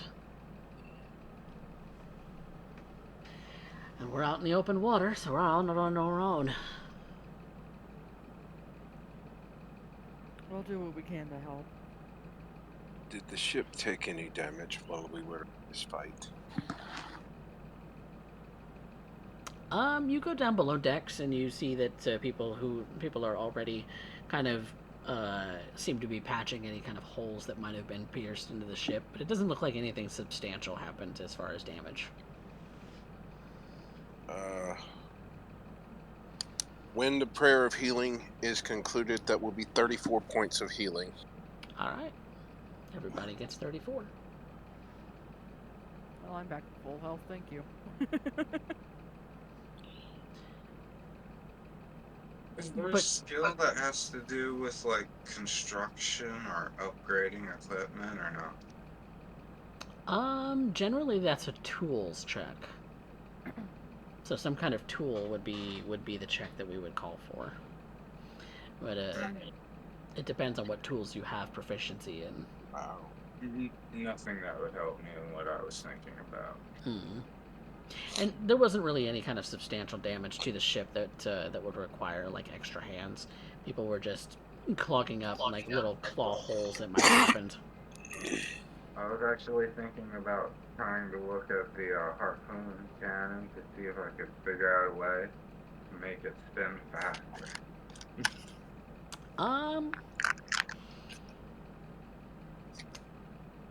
you've never really dealt with a harpoon cannon before, so you're not entirely sure how it works in the first place, much less how to upgrade it. Yeah, that was an out there idea. It's a good idea. Kinwin can certainly pose the idea, but whether he knows how that would happen, he hasn't a clue. It's like, we could upgrade it. I have no idea how we would do it, but we could upgrade Maybe it. somebody that knows something about that should look into it.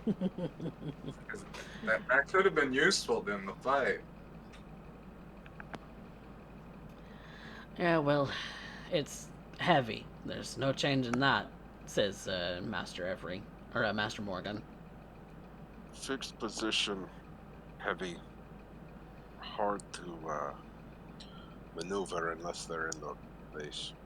Yeah, it's kind of mounted where it is because it's the most effective as far as its position goes.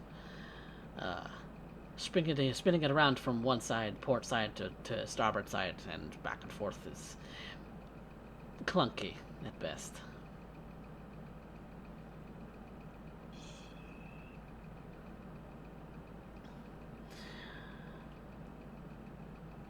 Captain Badger just kind of takes off her hat for a moment and kind of just sits down and sighs, just kind of rubbing the bridge of her nose. I had hoped that we would get there much faster than this. This is going to take a toll on our payout. Does this put us behind? We're probably about half a day behind. Probably more. I'm not even sure where we are at the moment. I still have to chart it.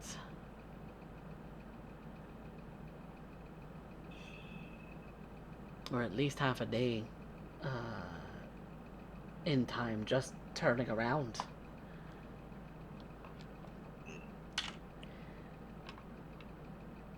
It's unfortunate.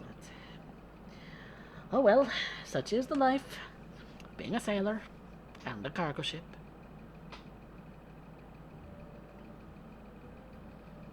But at least they're gonna get you to where you're going. That's not looking on the bright side. I hope my friends and I have at least earned our travel with you. You fended off that beast, that creature that's been haunting these waters for God knows how long. I'm honestly very surprised. Very surprised we survived at all. I was. If you hadn't been here, and we'd got caught in that storm, we'd all be dead.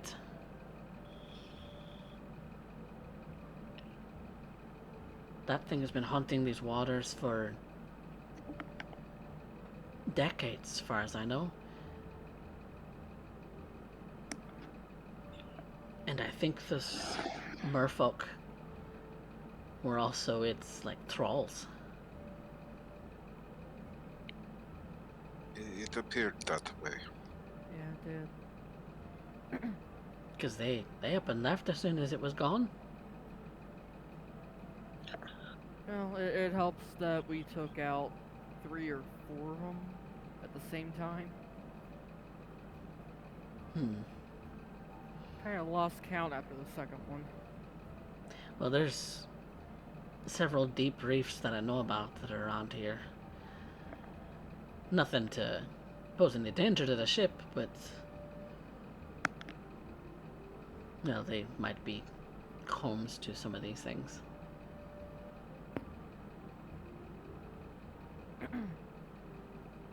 Fast little buggers they are. They are. Well, you've all earned your keep for the day, so you can take the rest of the evening off. Lagan will continue to help Master Morgan get back on course and prepare any ceremonies for the for the lost crew member. Which Vanya will still keep a lookout, but she'll also sit there, just kind of playing her guitar to try and boost the morale around the ship. Okay. In that case, make me a charisma check. Let's see how well you're able to do that. Or a performance. Charisma or performance, let's say. Yep.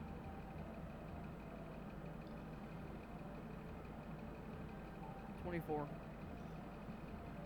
Morale seems pretty boosted, given that you've started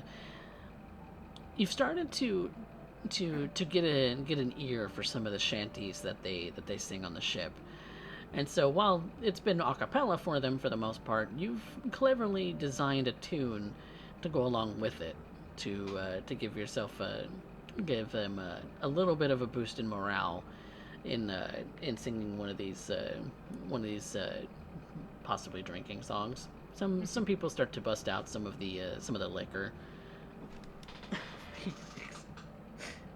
Felix boy. Baby. But yeah, everything seems to be in better spirits now that you've done some playing of your guitar and singing the shanties. Really, no. The chat doesn't see it, but we have Felix. Yeah, can you bring up the encounter screen just so they can? Yes. Hello. Yes.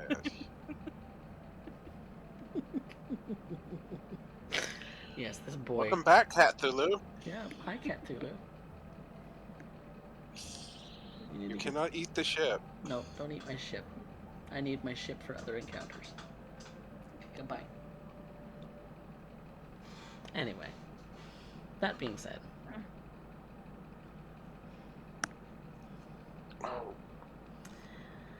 With all of that being said, I think we're going to call that a session for tonight. Hey. Because Felix is becoming a bit of a pest. Yeah. So, I need to take all of this down for him. Just before we do, I want to mention I'd like to go around to all the sailors to try to ask them about their knowledge of the ocean, just to try to increase my knowledge of that area of nature. And I think at the same time, I'm actually going to use Song of Rest. Okay. So anyone taking a short rest can rig in an extra D6 hit point. You're welcome at this point to take a long rest as well, because anything that you want to do that isn't taxing, you're gonna be free to.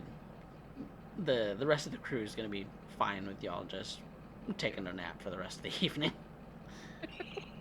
What? Stop! What? I want my spells back. Yes, your spells can be back. We will start next session on a new day, where we will continue the trip on the Anne Bonny for the rest of the duration of the travel, and after that you will land in the sort of port village that I have yet to name. So I need to make a name for it. But yeah, thank you guys so much for playing.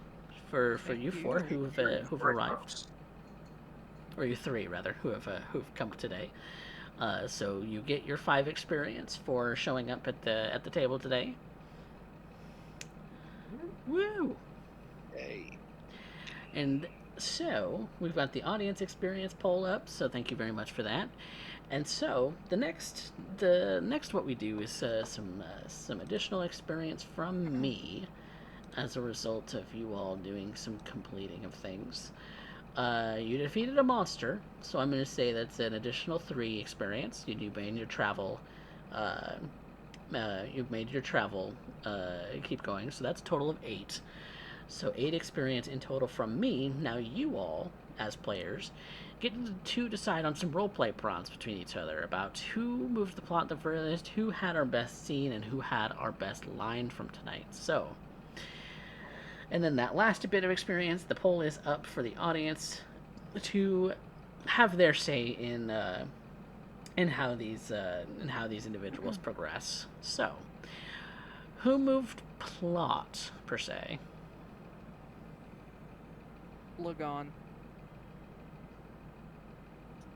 Yeah. It's his ship. He's the one who was talking to, I believe it was Master in town.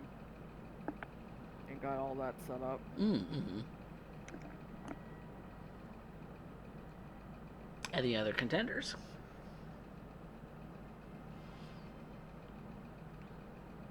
Well, Kinwin, what you think? Lagan or Vanya? Lagan. Okay. Lagan it is. Plot mover. Who had the best scene or best part of a scene today?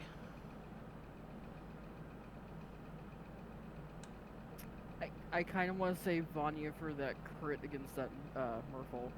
Ah, that was a pretty Just- juicy one. If he were here, I would have said Karobe for the. for the how do you want to do this? Yeah. He was Yeah. in NPC mode today. Can't do But that. no, I'll give it to Vanya. All right, Vanya it is. All right. Unless Kinwin has a strong contention in there. No. All right. Who had the best line?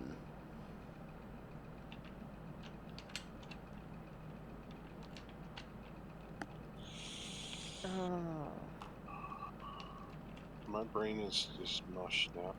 I've got 2. One is Vanya's. I kind of lost count after 2. And the other one is Kinwin's. They're not friendly. I'm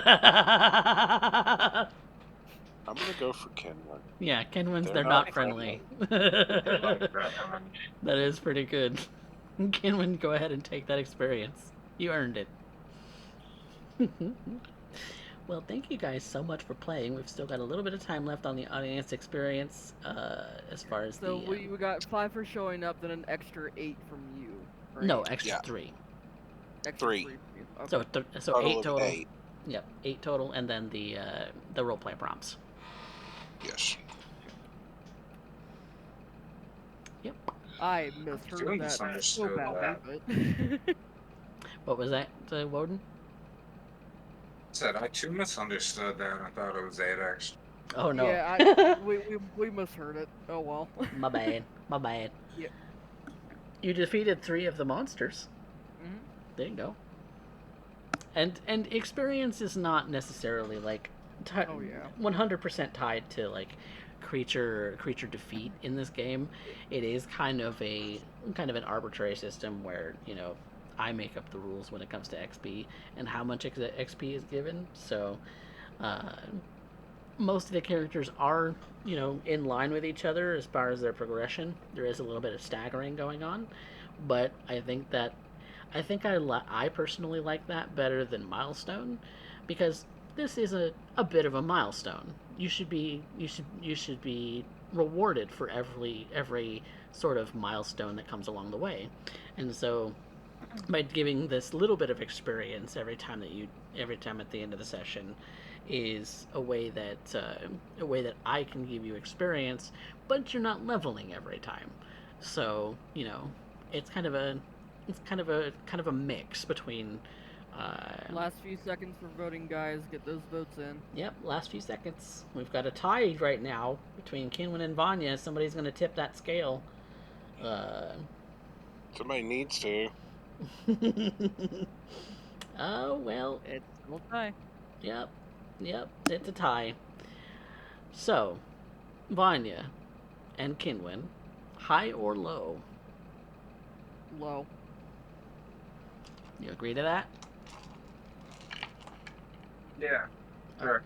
Okay. Low on a d20 is a 10 minus. Mm-hmm.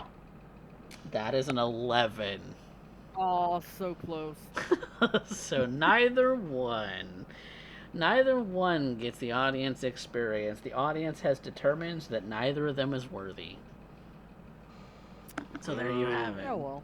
There you have it, folks. The fickle gods have spoken. These gods are fickle. I'm a beneficent god. But thank you so much, guys, for watching. Thank you guys in the cast for playing. You guys are great. I enjoy playing with you all so much, and we're glad to have Mojo back to play Lagon because we missed him. We missed him terribly. I I did not miss the fact that he had natural 20s basically stacked in his back pocket. But you know, Hey, those were not on me. None of You them. were- you were still rolling the dice though. Yeah, I was, but I was but rolling. really, how is that any different from Fat Guy rolling at that point? Fat guy does roll pretty high too. Let's be real, but like, it has come to my attention that if I'm going to be stopping you all from doing anything that you want to do in this game, I need to take Karobe and Lagon out of the picture. From the jump. Or at From the least jump. make sure they can't team up on the same monster. Really, though. Because, I mean, I really do enjoy you guys overcoming all of the obstacles. I honestly thought that the obstacles were going to be more of an issue. They would have been a very big issue for the rest of the crew, but not for you all. Uh, the rest of the crew didn't seem to be able to do anything to them, so that's. I honestly thought that big one was gonna be more issue than. Yep. But Which That does. the ship survived, and we only lost one crewmate. Mm-hmm. I'm ecstatic, and I too thought this was going to be much harsher than it was, especially with those damage rolls you were giving me. Oh, yeah. right. Ow! Ow. Yes. The the rest of the crew, including Master Morgan and Master Every, they're not as powerful as you maybe have thought once. Lagon, you may have outgrown your master. Well, It's become the master. What's that, Kenwin? Student has become the master. Ah, yes. Much as, much as like in Star Wars. Well, at least this isn't a Star Wars thing or a Sith thing, and I don't have to kill my master to become my master. So No, that's true. I will take it. No, that's true. No, you do not have to kill him. He likes you even. So I love Master Morgan. I don't want to no. he's basically like adopted dad. Let's be real. So Yes, he is. Mhm. he's a fantastic guy. He's just not nearly as powerful a cleric as Lagon is. So you've never seen him use revival magic of any kind. No, I have not. Nope. So there you have it. Well, that concludes everything from us here at Rebirth, and let's go find somebody to raid. And if you have any suggestions in the chat, please go ahead and spend your channel points to do so. Otherwise, I'm going to find somebody from my follow list to go and bombard with that. But in the meantime, until next time, say goodnight, everybody. Nice. All right.